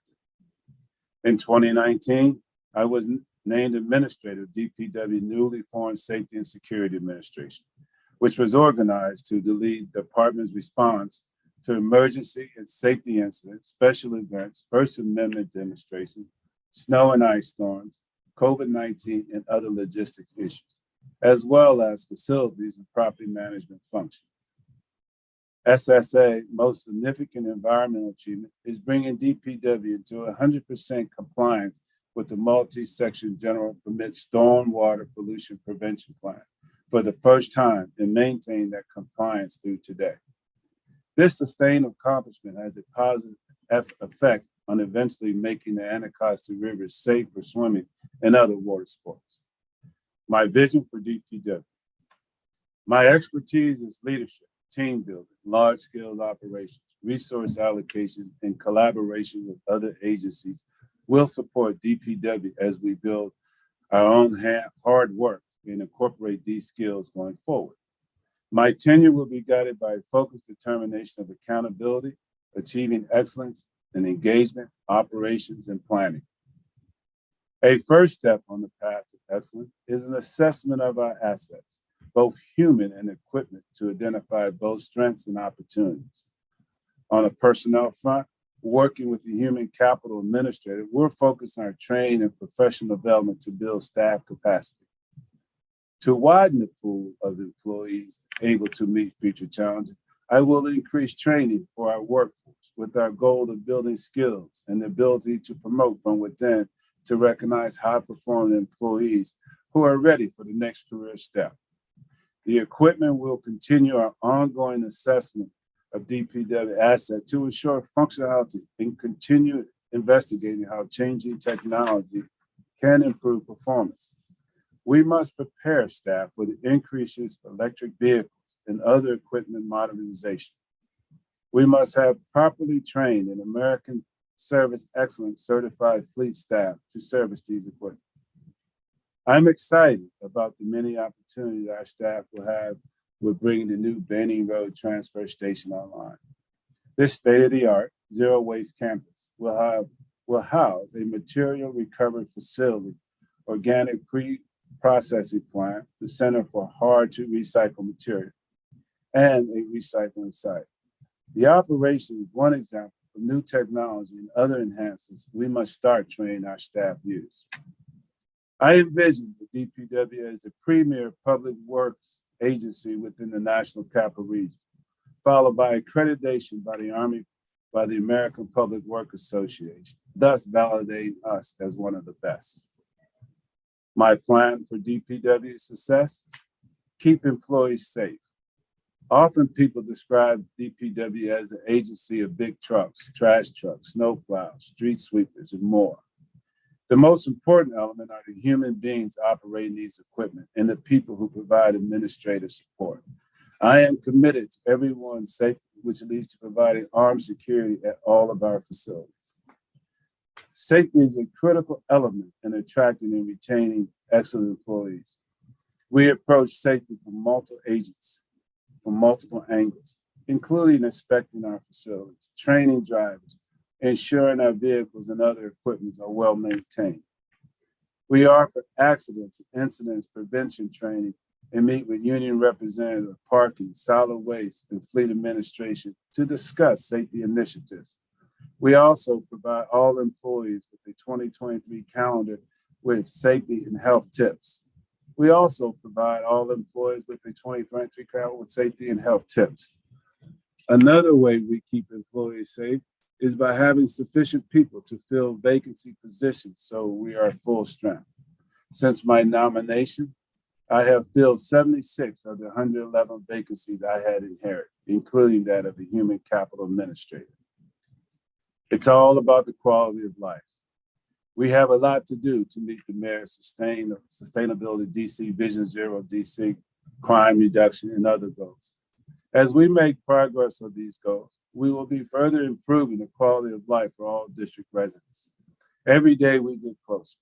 Our Office of Waste Diversion is staffing up so we can meet and then exceed resident expectations. And when we talk about quality of life, I want to let you know that we are moving forward with the District Zero Waste DC plan, a project that we have been working on hard to develop over the last year. We expect to have this plan ready for public release soon. I also have begun to expand our community outreach effort and appreciate the comments received from the committee. I'm looking forward to a second meeting with our environmental stakeholders, and we'll meet with other grassroots stakeholders, including ASCs, civic associations, and others on a quarterly basis moving forward. Recently, I joined Mayor Bowser for Neighborhood Walk Awards 4 and 8, and I'm looking forward to more opportunities to talk with residencies in their neighborhood. In conclusion, thanks again, Chairman Nadeau, committee and members and staff for this opportunity to present my qualifications to lead Department of Public Works. I am indebted to Mayor Bowser for entrusting me to lead DPW at this critical time in the district history. I am ready to answer any questions you may have. Thank you very much. We will do 10-minute rounds for the council members. Just a few standard questions, Director. Your pre-hearing responses indicate that you're currently a Maryland resident. If confirmed, when do you intend to move into the district? And do you intend to reside in the district for the entirety of your term? I do plan to reside in the district once I am confirmed within the time allowed. Yes, ma'am. So at this point, it's just within the 180 days, no further clarification. Yes, ma'am. Within the 180 days. Are you presently an officer or director of any corporation, partnership, or other organization in the District of Columbia, either for profit or nonprofit, which is doing business with the District of Columbia? No, I am not. Are you hearing that feedback? No. Okay, so I think if you mute when I'm talking, yeah, we're just going to have to go back and forth. Okay. Are you presently a member of any board or commission connected with the district government? No.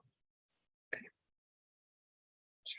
Do you or any member of your immediate family have any interest, financial or otherwise, that may directly or indirectly pose a conflict of interest for you in the performance of your duties to the office to which you've been nominated? No. Do you have any outstanding liability for taxes, fees, or other payments to the district, federal, state, or local government, either contested or uncontested? No, I do not. Okay. I'd now like to ask a few questions about your experience working at DPW, your plans for the agency's future, and the philosophy you bring to bear on this work. Why do you want to be the permanent director? I do want to be the director for DPW because everything that I have done up to this point had led me up to this position. Throughout my military career, I have taken on additional leadership role. I have continued my education with new trends and things that are happening. And because I am a loyal public servant for over 40-something years, I came directly to work for the district for the Department of Homeland Security and Emergency Management. So I have the breadth of understanding routines, strategies from the military experience, but I've also begun to develop that by working at Homeland Security Emergency Management. And I also have the ability to work and coordinate with other groups and agencies as well. So therefore, I feel like I come with the right tools to be director of the Department of Public Works.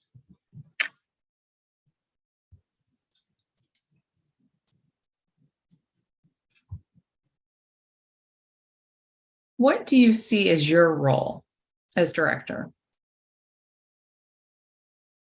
I see my role as a leader. I help to establish the vision, and then I help develop the vision along with my other staff members. And I do this by having somewhat of a collaboration leadership style. Everyone has an opinion. It is up to me to make the final decision on things that needs to take place. I'm open to discussion, and then after a certain point, the discussion is over. And I think that I'm more than capable to make the right decision based on the information that was received.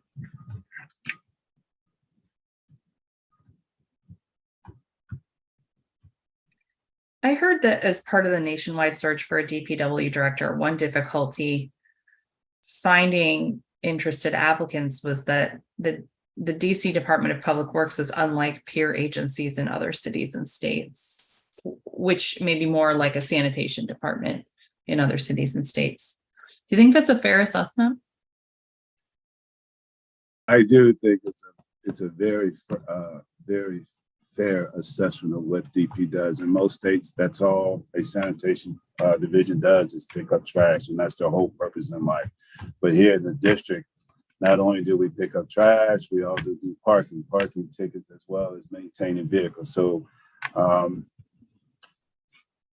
portfolio, by the most part, is way larger than most major cities with only one job to do. Mm-hmm.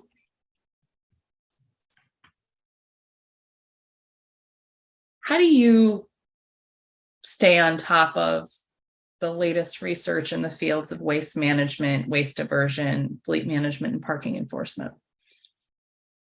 As it goes for waste management, I encourage the team that we have now to visit and actually go out benchmark other agencies. As recently as 2 weeks ago, they went down to Elkridge, Maryland to see how the MRF does, to see how that facility actually works. And then to begin to get ideas as we begin to move forward with our Benning Road project. Number two, as far as I also coordinated with APWA to make sure that we're in the latest and greatest. I use them as a source reference and communicate with them. I also had sent people down there to get trained. We go to training with the American Association of Public Works. So I do that kind of stuff. And as far as fleet, as you well know, as we get ready for this electrification, we're benchmarking other agencies and other groups that are doing electrification. We have been tasked, we as in DPW has been tasked to lead that actual task force for electrification for the district that will encompass other agencies within the district. As for parking, we're always looking for new technology for parking, and to the point of the boot, self-release boot. We're looking at things with that as well. So I'm always actively engaged. I don't always go out there myself, but I encourage and strongly encourage my people to go out there to see what new technology is out there. So that's how I stay informed of what's going on. You mentioned that site visit in Elkridge and visits to other jurisdictions. I mean, there was a lot of testimony today about waste diversion, right? And now you have a vacancy there. I know you've worked very hard to fill all the vacancies that you've had, but this is a new one. How will you approach filling that vacancy to ensure that we've got the brightest mind to help us catch up in this area? That's a good question. I'm ready to answer that. What I have done thus far is I have seen plenty of information and plenty of, hey, how about you need to do this?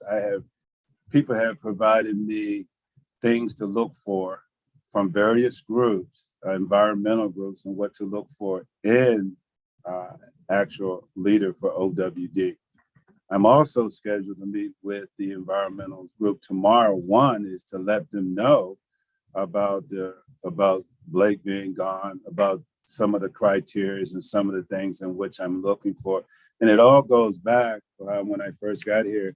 I met with them. That was one of the first groups that I met with, because I know that it's important to them and it's important to the district, that I want to make sure, I just want to make sure that I am incorporating what they want. I want to be transparent in what we're doing. And I'm open for any suggestions and any best practices in which we can do. I'm also looking for a nationwide search to see what is the best out there. I heard a couple of comments about people saying that we need to reach out further. There's a lot of groups out there. I'm open to hearing what people have to say, because it's not just my job is to help develop this and move this along, but it is our city together. So I'm not doing this in a vacuum. I'm doing this with a collected effort. Great. I mean, I think we're lucky that we have so many people here in the district that have some expertise, and that's helpful. And obviously, as you said earlier, you'll take input on all the things you're doing and then make the final decision. But I'm glad you're meeting with some of the groups tomorrow, and we'll talk to about this. Do you think the large portfolio DPW has compared to those peer agencies is manageable? And what are your strategies for balancing those components of the agency?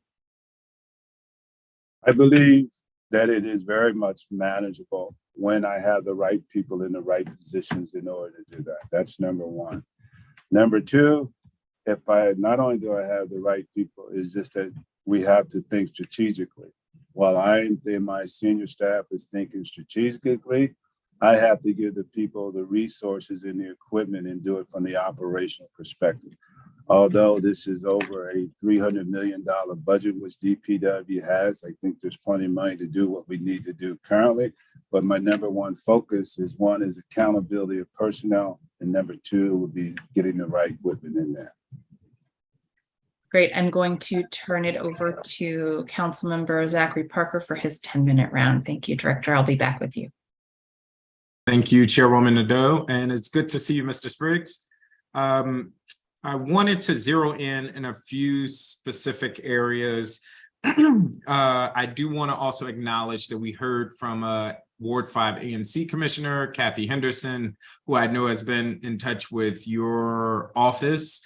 And one of the things I would love to do is just to get a commitment in response to her concerns, but also other concerns from ANC 5D.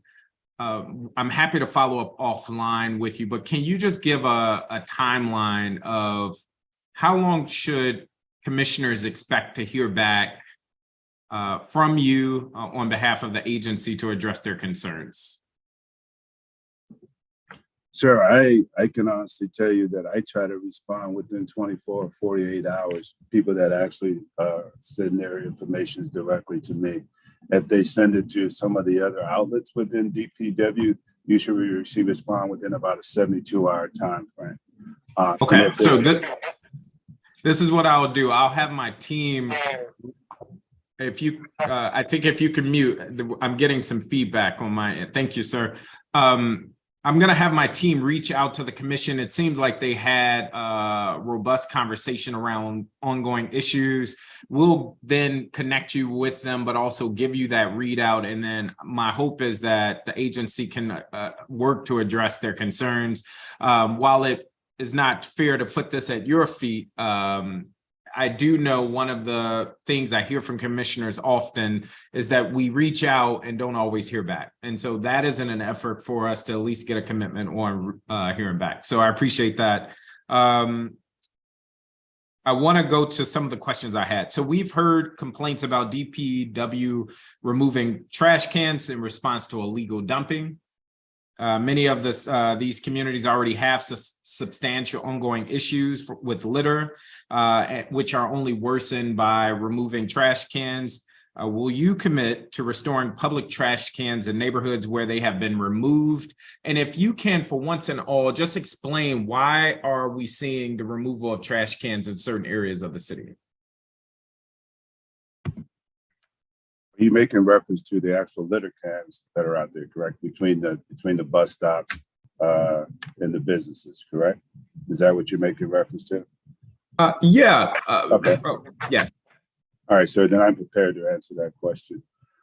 Based on the new legislation, we are now have an obligation to the ANC to make them aware of before we remove or place down one 30 days before we actually put that down. either put it down or pick the other one up. So we will be in compliance going forward. We must email the ANCs to ensure that we are in compliance with that.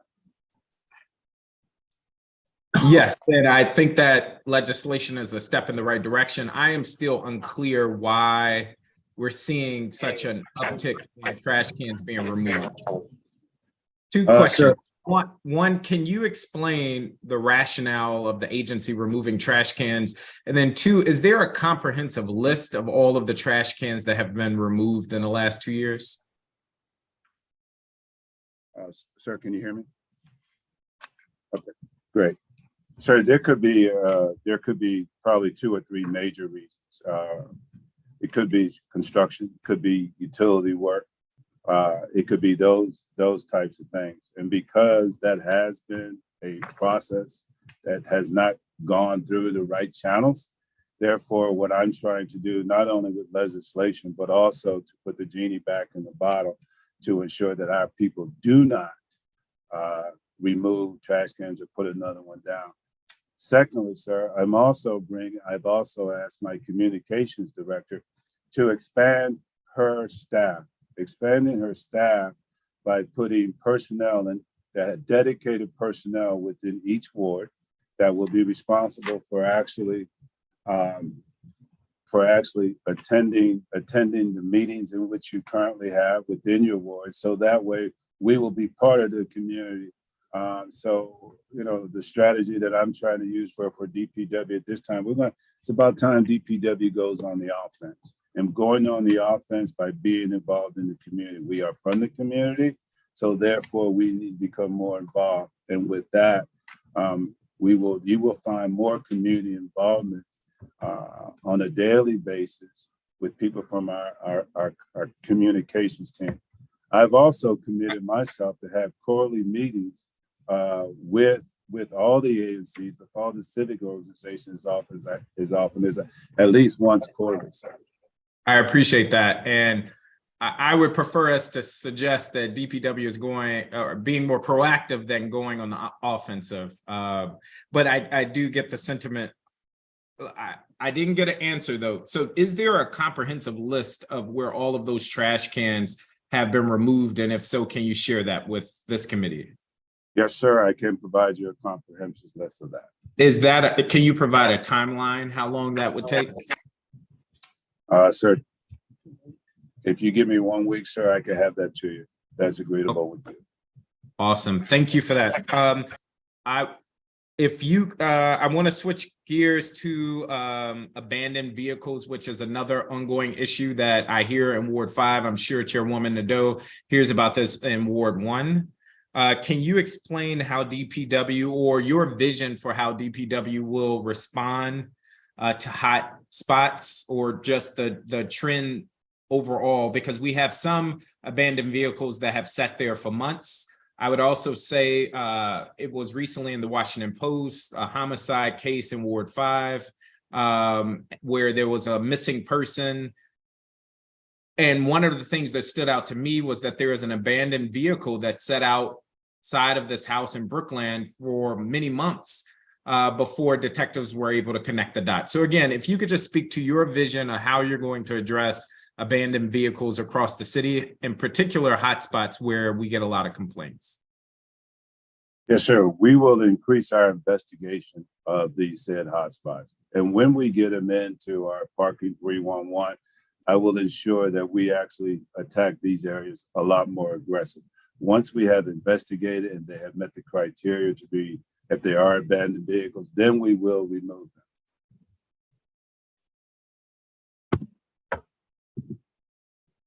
Okay, so I appreciate the push for greater surveillance. I would hope there will be a little bit more specificity in terms of just strategic outreach. I'm thinking of commissioners, for instance. So just based on what you said before and better engagement with ANCs, I know they're even starting there. For the reports that commissioners are making could provide a great opportunity to identify these hotspots and address them. Hey, sir, I could not agree with you more. I plan, once I've given my my comms director till the end of the month to provide me a list of what ward they're actually going to go to and do an intro letter. I think that once we become collectively involved, you and I, you being the residents and me being the government, that we'll be able, with the unity of effort, that we should be able to come up with a comprehensive plan to cut down on the amount of abandoned vehicles within the district. Okay. I see my time ticking. I'm going to assume Chairwoman Nadeau is going to take all the zero waste questions unless there's another round. But I'm going to go to booting and towing, which is on the same vein that we're talking. As you know, we don't have reciprocity with Maryland and Virginia. Our only line of enforcement in many respects is to hold cars accountable on our streets. Again, I hear all the time about Maryland cars that have sat outside of residences and businesses in Ward 5. Can you, again, describe your vision for how DPW will ramp up booting and towing as a form of enforcement moving forward? Because largely, many would say that's not happening right now.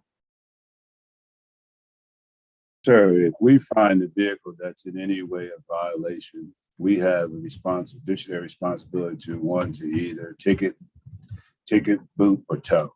So if that's what I hear you saying, that the citizens are not saying that, but we will become a lot more aggressive, because within the past year, we have increased our booting personnel, we have increased our towing personnel, as well as capability. And we're a lot more aggressive with those types of things. And because of our aggressive behavior, we have opened up a new lot on Bryant Street, which is a strong indicator that we're doing some of the things in which the public want us to do, to boot and to tow. And I could tell you that 190 person lot, 190 space lot at Bryant Street stays at 85 to 95% capacity on any given day. So I would say that the Department of Public Works Parking Division is doing exactly what they've been chartered to do. But we will become a lot more aggressive with it in the near future. I really appreciate it. Chairwoman Nadeau, could I have 60 more seconds? And I just want to thank you, Mr. Spriggs, for engaging. I'm not sure if we're going to have another round, but just as a quick follow-up, if you could provide in writing, and it could be very simple, just your vision on ramping up booting and towing as an act of enforcement and dealing with abandoned vehicles, the two questions that we discussed. And then you already described that you're going to provide the committee the comprehensive list of trash cans. And in my last 15 seconds, I just want to commend you, sir, on your service, but also it was striking how passionately folk came and testified for you. So that bodes well for you, and I look forward to working with you. Thank you. Thank you, sir. I appreciate it. Thank you. I just want to double check. Was that a commitment to not removing any more waste cans? I know you're going to get him a list. I'd like to see the list too, but are we affirming that? It is a policy that I will adhere to. I will ensure, one, that I will provide you a list, as well as Councilman Parker. Okay. And I will have that too. Great. Obviously, we feel passionately enough about it that we've introduced legislation about removing trash cans. So you know where the board council members stand on this. Okay. Feel like some of this we've gotten to ad nauseum at this point. All right. So you've mentioned, and you talked to the council member about this too. You're expanding community outreach efforts. We've heard from a number of reps of organizations that have already spoken to you since you started as acting director. What are you learning from these conversations, and how will that inform your work going forward? I I really have learned that people are very passionate about some of their issues. And one of the core ones that I find people are passionate about is that of the 311 and the way in which we handle the actual 311 calls. What I have done since my tenure here in this position is I put together a task force, not only internal, with the purpose of looking internally to see where we can improve. And one of the things in which we're finding out, we constantly hear that we're closing out too soon. So what we're doing, we looked aggressively at that. Is there opportunities for us to pass on the issue to another department within DPW? What I'm talking about, some people say they miss my trash, but then if we had another drop down menu, we could pass that on to bulk, because maybe it's not trash, maybe it's a bulk pickup. So we need to be in a position, one, to recognize that, one, and two, add that to the drop down menu. I personally went over to one of our brothers and sister organization, OUC, to see what was their part of it, and then what is ours. And so I wanted to see, how it comes in, who's responsible for closing. So I'm making a commitment that we will improve the process. And one of the comments that you made during my oversight here, that you wanted to be a part of that too, so that you can provide input to that. I have not forgotten that either. So I have a person that will be reaching out to you or someone within your staff to solicit what their opinions are. We've also met with the Deputy Mayor of Infrastructure and her team, as well as the city administrator. What we're trying to do is to be much more responsive and be much more accurate in our response. That is one of the goals that I plan to achieve by this group of people, to look at it from the cradle to the grave and to find ways to improve our 311. Thank you. And will you commit to ensuring that conversations with residents and organizations remain a part of your work during your tenure as director? Oh, absolutely, ma'am. Absolutely. Great. What are you learning from conversations with employees, and how will that inform your work going forward? What I'm learning from the employees, that number one, and I think Kevin Pogue started off, is one was a safe environment. If I had to say, that was number one, was a safe environment. Number two is they want action. They want somebody to actually listen to them and to understand what their concerns and issues may be. I don't think as an organization, perhaps we've done a good job by having the listening sessions. And so we're going back to that, sometimes without the supervisor, sometimes with. One of the other things that I hear people talk about is our facilities. So, and I'm taking all those things into consideration and establishing priorities. One, and I think that we're achieving that. I think that the Union President Pogue alluded to that, was the safety of our facility. That's number one. Providing safe environment for people to work in, they're more likely to come to work. So but I hear safety, I hear facilities, and I also hear the opportunity for a promotion internally instead of going outside. And I think we have done a good job in the last 65 days of finding opportunities to actually promote within. And then to standardize the process so everyone is very much aware of that. And so thus far, like yesterday alone, we signed up, and like Kevin said, we have over 76 people that now has full-time jobs, and some of them have been the people of promise and building blocks personnel. So we have a great story to tell here at DPW. We're from the neighborhood, and we're looking for people to support us here at DPW. Thank you for that. Very helpful. And all right, so in light of all of that, what do you think are the biggest challenges facing DPW? Number one is getting the right people for the right job. number one. I truly, truly, truly believe that. Like I stated several times, and even in my testimony, we are bringing people into the front door. Once I get them in the front door, then it's up to the administrators to actually train them, as well as our training division to train them. We are getting much better at bringing them in the door. And if we continue to promote internally, then we have to train them and give them the right skill sets to be leaders and to be managers. What I'm talking about, conflict resolution could be one of how to supervise, understanding the actual the PeopleSoft system. Those are skills that I'm charging my human resource director to be responsible for, as well as my training division, because I cannot continuously go on this tread if we're going to continue to promote within, but I don't arm them with the right skill set.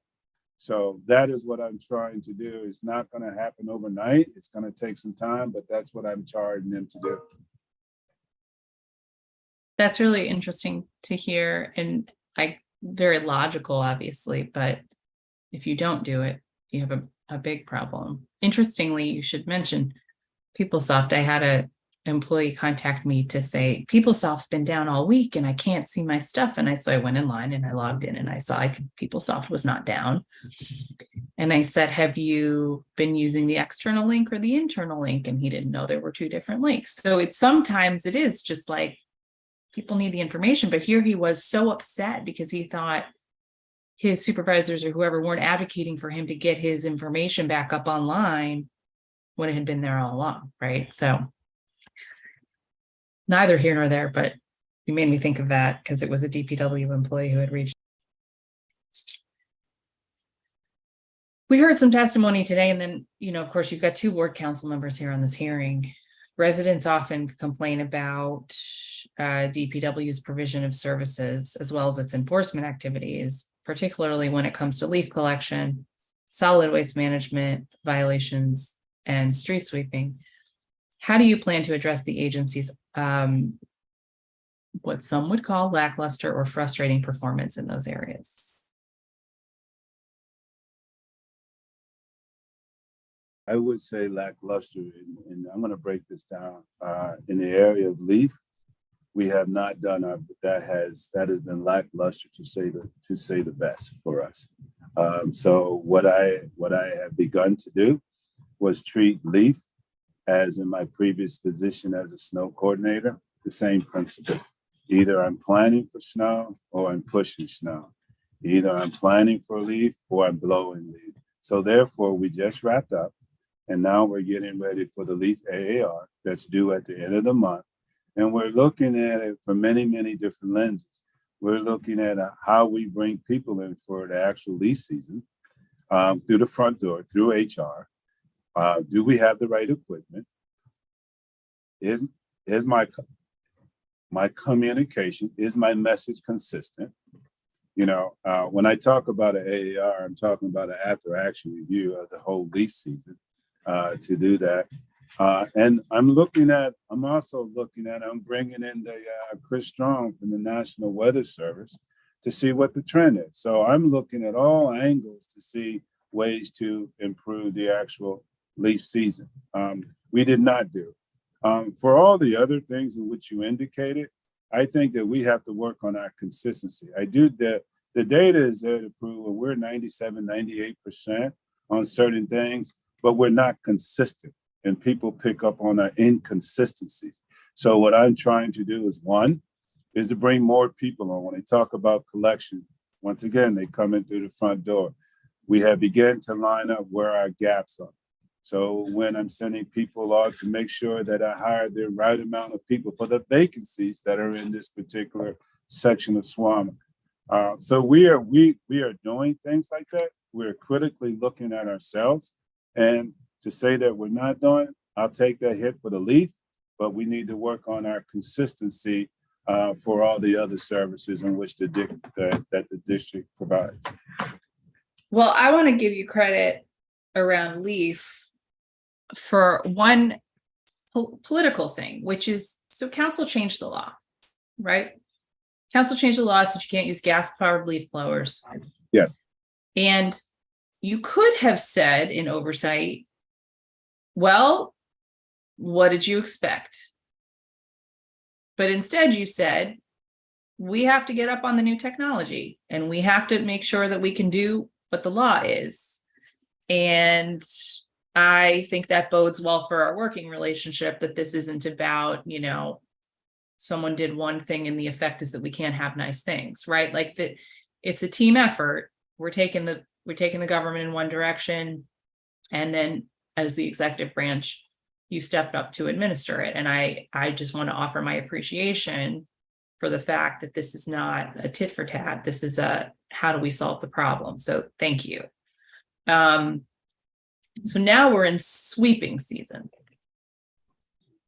All right, so I have to admit I was out today following the sweepers around. That's what council members do, right? By the way, Councilmember Parker, if you want another round, just turn your camera on and I'll shut up, but I'm going to keep going otherwise. So here's what I see. So first of all, I can say the sweepers are out, right? And so last week, we know it was the first week. We did warning tickets. If cars didn't move, it's very hard to sweep, right? You see the sweepers go around the cars, but if nobody's moving. So this week there was ticketing and towing. And I could see where the sweepers had gone. But I have to say that I think the big challenge we have, and maybe this is the beginning of the season and maybe it'll get better. I can tell where the sweeper's been because I know what it looks like, but it doesn't always look cleaner. Especially when you still got leaves in the gutter, in the curb. So that's something I want to work on, is because I think I have constituents complaining that the sweeper didn't come. And I sent my team out, by the way, to follow up and look. I'm not sure it's they didn't come. I think it might be that it's just not cleaner after they come sometimes. And we should be looking at our equipment and our tech and the fluid we put down. And I would be curious what you're hearing thus far on leaf sweeping. And then I'll let Councilmember Parker take another swipe at you. It could be a combination of things. The sweeper is supposed to move at a certain amount of speed when the vehicle is operating in order to clean that. So I will take a look and follow up on that to see, one is make sure that we're doing what we're supposed to do and that the sweeper is moving at the correct speed. The other point is perhaps, you know, when you go back to leaf season, when you go back to other season, maybe it was a worse mess than what it was, and to give the appearance that it was not done to the satisfaction of the resident. So I will take a look at that to maybe potential do additional training when it comes to the speed of the sweeper. Okay, that's great. I'd love to hear more about what you see. You know, one of the things, sorry, I swear, Councilmember, I will give you the mic back. But so when I was in ANC, we used to get a monthly report on how much gunk came up off the ground from sweeping. And I thought it was really illustrative of the necessity of the sweeping. And so like when people are complaining, I got to move my car, we could say, but look, if we hadn't swept, all this would have been going in our stormwater, in our drinking water, in our groundwater. And so if that is something that you still track, I'd love to have, you know, a monthly report so we can look at it and also help the public understand how important the sweeping is. I will say in my ward, people like the sweeping mostly. What they get mad about is they moved their car and then they don't think the sweeping happened. But obviously that's the thing we're trying to solve for. So thank you.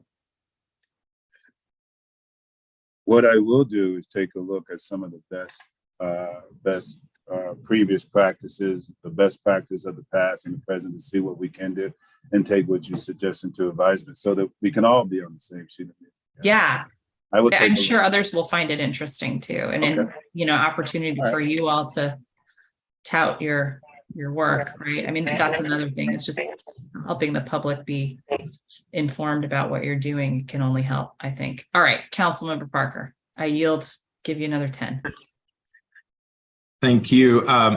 Full disclosure, I stepped away into another meeting. So if I asked a question that was already asked, it was because I may have missed it.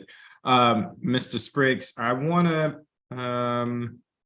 switch gears to the zero waste plan. Do you have more specifics on when we can expect that? I know you said in your testimony it will be available soon. Is there a more specific timeline?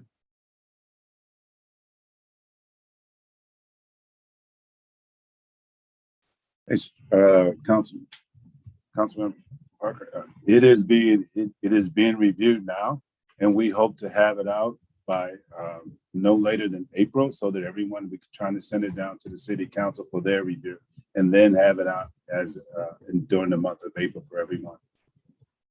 That is our time. Awesome. Thank you for that. Many folk testified about hiring a zero waste expert, and there are two qualifications that stood out to me in the testimony that we heard today. One was hiring someone that developed and ran a comprehensive composting program. And the other was someone that has experience in increasing waste diversion. Are you willing to make a commitment that as you are engaging in a search and hiring folks to kind of advance that zero waste plan, that those are two qualifications that you'll include in your list? And I'll just say them again: someone that developed and ran a comprehensive composting program, and someone with experience in increasing waste diversion. Councilman, I would definitely take that under consideration, because I have received several other criteria in which you'll be surprised how many people are looking for the best candidate. And to be honest with you, so are we. And that's why we went out to a nationwide search. And I will take your recommendation as well as others under advisement. And that's part of the reason why I'm talking to the environmental group tomorrow to see what their concerns or issues may be, and what are some of their criteria. What are some of the things in which they're looking for? To be honest with you, we cannot do this without the input of everyone. So, and we're not that naive, nor are we the experts in this either. So we're open to all suggestions and recommendations. No, I appreciate that. And I appreciate the thoughtfulness that it seems like you're leading with by engaging with different stakeholders and groups proactively as you are moving forward in your process. So that is refreshing, I would say, at the least, and just how you're moving about that. One other question here.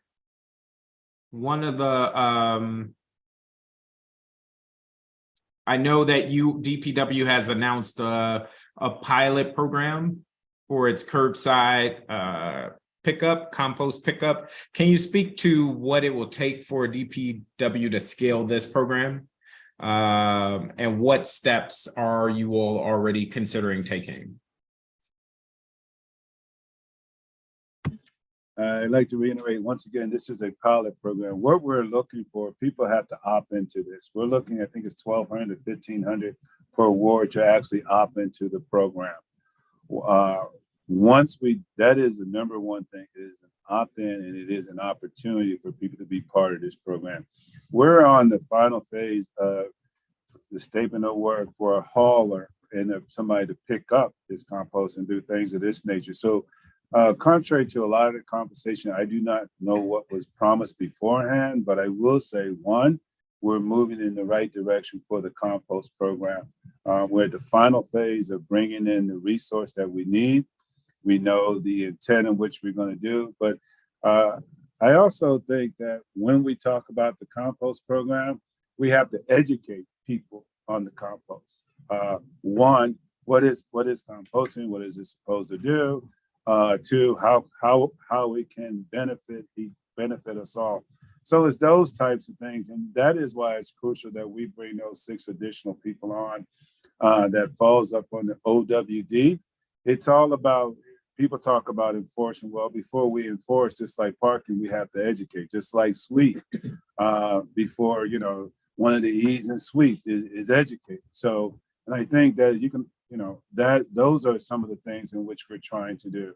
Once again, you have to opt into the compost program. Once you opt into the program, then we will establish the criteria for picking up and measure the results by there. But we first have to do this pilot program. Quick follow-up there. I completely agree about the outreach and education. Are there plans in works to expand the education program? Yes, sir. The plan is to expand the education program, one, through our communications director, and two, by those additional personnel which we plan to have on board. We plan to do public service announcements through the various networks to ensure that people are made very much aware of this. And we plan, and because we plan to do more involvement within the various wards, be involved in community meetings so that we could tell our story and our message and provide people information, useful information. Thank you for that. Two quick follow-ups, and that's going to do it for me. When you said by April, is it safe to say by April 1st, we should expect that zero waste plan, or sometime in April? Sure, before the end of the month in April, the plan will be presented. I assume you were gonna take the more liberal option. Okay, so by the end of April, we'll have that plan. Great. And then can you just speak to, I know you're conducting a search for someone to kind of lead up the zero waste work. And there likely will be a lot of people involved in that. Do you have a sense of a timeline there where while you're hoping to have someone in place? So we have put the announcement out there, looking for the best candidates. Once I get the best candidate pool, once the criteria has been established. But the interesting thing about it is we're steady getting input. So and we're going to get more input tomorrow. But I do not want to put an actual timeline in to give you a specific day of the week or day of the month. But my goal within the next 30 to 45 days to have that individual on board. Nice. That's helpful. That's helpful. And I know these are dynamic things, so you can't give a specific date, but that window communicates that this is a short-term priority of the agency to bring that person on. So again, I just want to thank you. If I will follow up and have my team reach out with those concerns from ANC 5D in particular. There may be other commissions, but I do know that part of Ward 5 where we're talking about Carver, Langston, Trinidad, Ivy City, they regularly complain, and rightfully so, of often going unheard. And I'm going to just do everything I can to elevate their concerns. So I appreciate your attention to that communication. And with that, Chairwoman Nadeau, did you have something else, Mr. Spriggs? No, sir. I just wanted to thank you. Oh, yes. Thank you. I really appreciate the thoughtfulness that I've sensed in your responses and how you're engaging with different constituencies. So Chairwoman Nadeau, I'm going to yield back the remainder of my time. Thank you very much, Councilmember. Thanks for joining us. Director, included in the agency's mission is the commitment to provide services that are ecologically sound. Do you think DPW fulfills its mission in this respect, and how could the agency do better?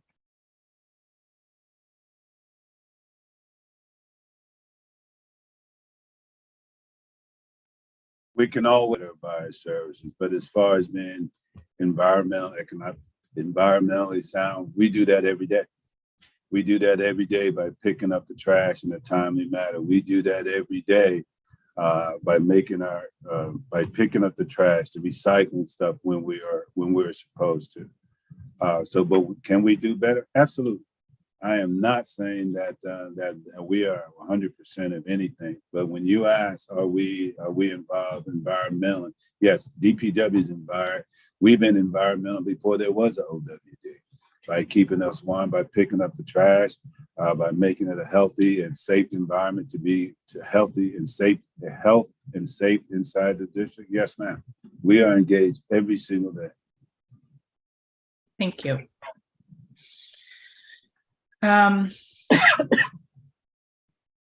how do you plan to move the agency's waste diversion work forward and ensure that the district is in a position to meet or exceed its waste diversion goals? Great question. My first thing is to bring the right personnel in here. We talked about the national-wide search. We're going to do that. We're talking about adding those 6 additional people to educate our people for the educational part of it. And we're always going to be reaching out to other agencies, and not only other agencies, other cities, states, counties. And we might even have the opportunity to see what they're doing overseas, to see what are some of the trends.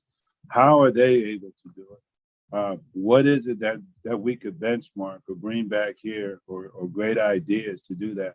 We're going to be open to all ideas.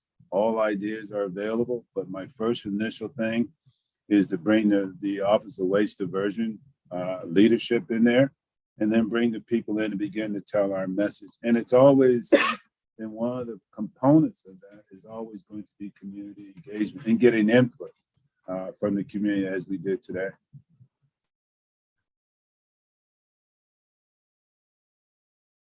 I appreciate that. And I guess one of the things that I want to note for the record, and I think that you know this and have acknowledged it, but when we talk about looking at other jurisdictions and looking at other countries, I agree with you. I think that's really important. But we actually also here have a really deep bench of expertise. So I'm glad that you're engaging with those groups. And I think with the composting piece in particular, because you're standing up a pilot, it's new. You know, I think the expectation is that it'll grow beyond that, is that we have in the private sector experts who've been doing this work and kind of, I think, looking at other cities, sort of lapping them, right? If the private sector sort of started us out and then, you know, saw other cities grow their public programs while we did not. So we still have people here doing the work, I think, that can be good resources for us as we grow our public program in the very basic sense. So at least we don't have to go too far, I guess, when you're standing up the new program. That's the good news. Councilwoman Nadeau, I am open to what people have to share with me. I am not closed-minded in the least possible way. I know that we have blind spots, and I'm open to them. It's not necessarily that we're blind, but there's some things that we cannot see, and that people that are looking at us, and that's their single lane focus, that they could see probably clearer than what we do. So I'm open to that. I'm open to engage in those types of conversations, either via Zoom text or via Zoom or some kind of media video, or even go to their homes or go to a meeting. Because I'm in search of information. In order to make us a premier facility, I know that I have to reach out to others, and I have no opposition of doing that. None. Right. And I certainly don't want to give you a mixed message. I'm certainly interested in, you know, national expertise as you're standing up the office, but I think we're also very fortunate to have some expertise in the field here for operation. I want to segue to the parking enforcement. And I know Councilmember Parker had asked some questions in this area. In the joint performance oversight hearing that Councilmember Allen and I conducted for the Deputy Mayor on Operations and Infrastructure, we discussed the current state of parking enforcement in the district and how that fits into our overall policy goals. One thing I've remarked on is we've now found ourselves in a situation where DPW parking enforcement, booting and towing, is really the tip of the spear when it comes to traffic safety enforcement. MPD traffic stops for moving violations have been minimized. Licenses can now be issued even without standing unpaid fines, and the other enforcement tools have been blunted by federal action or court order. Now, I've supported a number of the reforms that led us to this place, but others have happened without council action or without any formal intent. And what this means is that booting or impoundment of a vehicle is now the predominant way we enforce traffic safety laws. So I guess I want to stop there and ask, you know, do you recognize that this is such a significant role?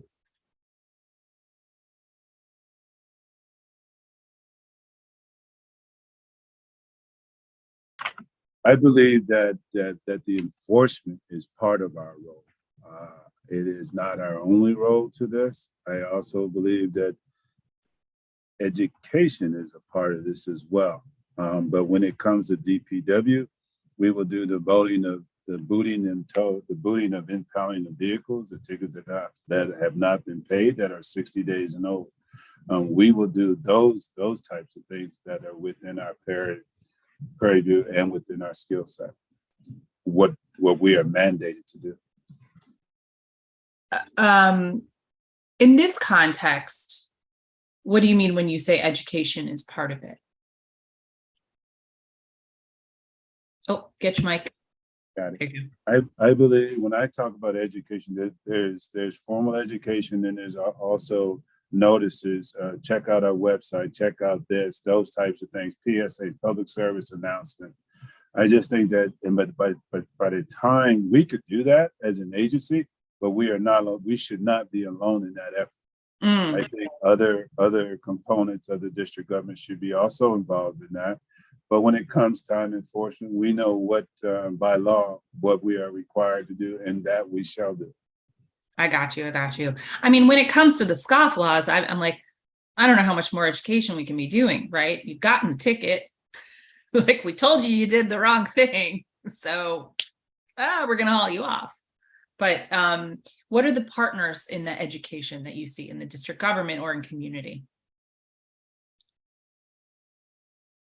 Did you ask, what other agencies can be? Yeah, who are your partners in education? Because you said it's not all on you, which I agree. No, we also have DDOT, which is a number one, is a big part of our sister agency, and our other counterpart is MPD. And if we all walk in lockstep, I think that we will be just fine as far as the education goes. Great. How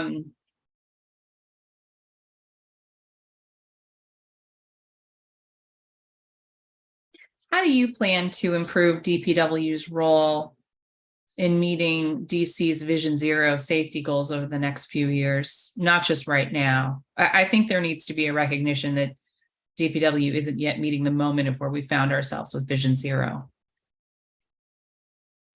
When it comes to Vision Zero, as it comes to our actual fleet, I think that now that the mayor has charged DPW to be part of the electrification of that in order to move us forward. We're also looking, we're talking about the actual traffic. The traffic. Yes, sorry, you got to flip your brain. I took you down a different path. You got me on that. I'm talking about the actual, when it comes to the actual ticket writing and something in those particular areas in which we're known to be high traffic areas, we need to become more actually involved in that. What's really good is helping us out is just that we're able to take with our ticket writers are able to actually take the actual picture and then go right to DMV. We're also doing more booting and toting in those particular areas as well. So we have identified those areas in conjunction with DDOT and MPD that we're actually doing those types of things. When I did my site visit and met with some of the staff there, I was very impressed. I mean, with their knowledge of the areas that they covered and really, what the situations were there. They could tell you, for example, what corners have a lot of illegal parking where folks might be diminishing visibility there, right? And creating an unsafe intersection. There was one case in particular. We were all working together, I want to say for months, trying to get this one car off the street. And all I had to do was say Adams Morgan, and they knew exactly what the case was. They said, oh man, because they kept trying to get this guy. I mean, he was a scofflaw. We knew where he was parking, but every time they got there, he'd be gone. And so I am definitely, I've met team members who seem to understand the charge and the importance of the work. So I do want to acknowledge that. And I've also met with folks who are worried day to day a little bit about the safety of their job when they're out writing tickets, and just certain areas where they feel unsafe across the district. How do we train folks? You talked earlier about, conflict resolution and different training for managers. I wonder, is that something that lower level employees or even seasoned employees who are out learn, and how to keep themselves safe, de-escalation, and what to do if they feel unsafe? We actually teach those as a steady state too, also to include another one, which is escalation, of how de-escalation, on how to bring it down, how to bring the issue down. So we do teach those as core classes for our ticket writers. There's been concerns and discussion about body on and cameras. In my previous job here, that was something that I looked into with vehicles for hire, and I'm open to hearing if that is something that the union would like to do or would like to address, so that we can work collaboratively on that and understand, so they'll be made very much aware that one is for their own safety. Two, it also gives it captures the picture of directly what happened. So I just want them to be aware of that too. But I also, my number one thing is make sure that if this is something they want, then I am willing to exercise this in a test environment, just to make sure that they understand, one, the reasoning behind it, and two, the responsibility that goes with that. What do you think is the scale of workforce and resources needed to fill the gap in traffic safety enforcement we have? I don't really know about that, but I will tell you that when we find something that we need to improve, and we actually address that. When we heard the rumblings about ticket and booty, what did we do? We increased the number of ticket and booty. So when we hear something or we identify a trend, we try to adjust to that trend. But I caution people, when we begin to take a look at these trends, when we got more tow truck drivers, we got more boaters, we got the Bryan Street location. But as I stated previously, Councilwoman, we're at any given day, high 90% capacity. So now here we are, we're getting ready to go into the actual spring, summer season. We're going to probably, we're looking at courses of actions that we can do. Maybe we need to do scrapping instead of twice a month, maybe 3 times a month. We know we can't do anything to the vehicle for 28 days. We're working in conjunction with DMV. We're trying to get registration for the vehicle so we can send them for auction. So we as an agency, when we hear the cry, then we are making adjustments as quickly and as efficiently as we can.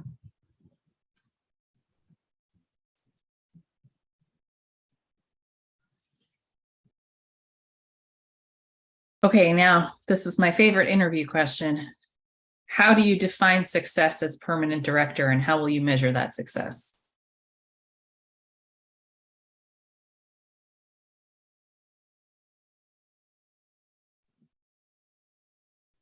I would measure my success by making this a better place than what it was when I left. That's number one. Number two is to make sure, one, that we continue to grow the amount of people, that we continue to hire one from within the district and the best qualified personnel, which we need to do.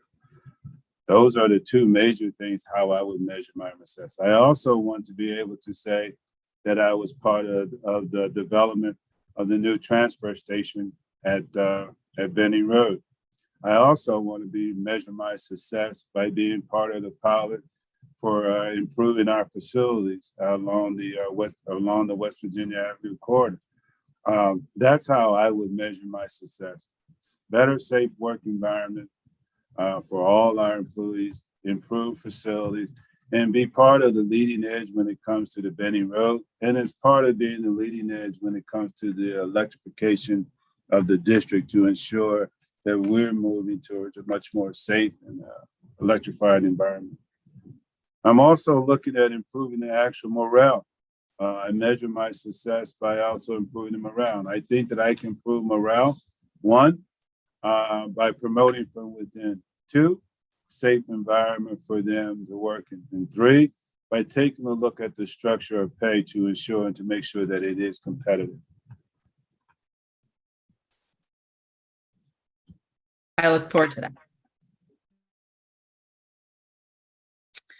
All right, winding down. What are 3 data points or anecdotes that should give district families confidence in the direction of DPW? That we're moving in the right direction? Is that what you're saying? Huh? Or that or something you're doing great already?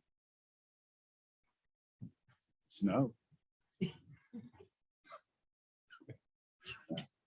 No, I think if you look at some of the things in which we're doing great, is we're actually leading the charge for the electrification. I think that when I say that we're leading the charge, we realized that we were falling behind.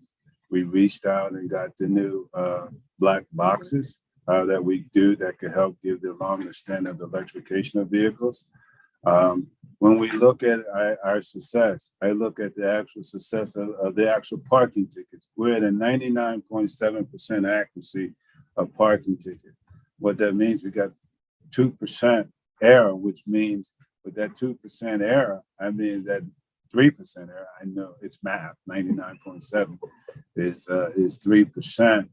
What that means is that when our ticket writers write a ticket, there's a 99.7% that they will not be thrown out in the court, which is very, very positive for the district as a whole when it comes to talking about revenue.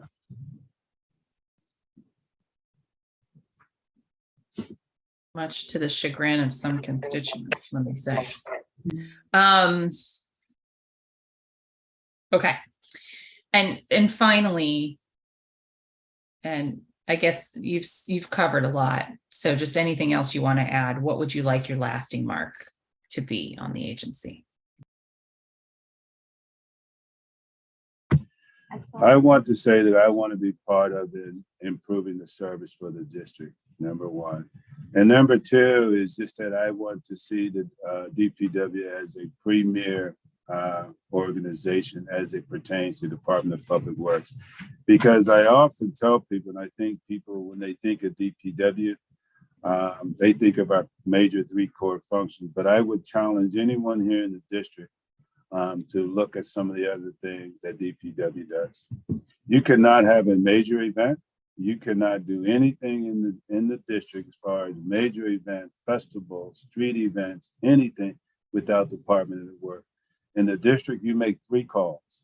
You either call them FEMS, MPD, or DPW. That's it. Because we're out there fighting on the front line every single day. When they don't call us the first responders, but I have no other way to look at it. You're going to call us, in that top tier. So I think people need to understand that DPW is in every facet of their daily lives, and even on their weekend lives when they want to have the parade or street blocked off.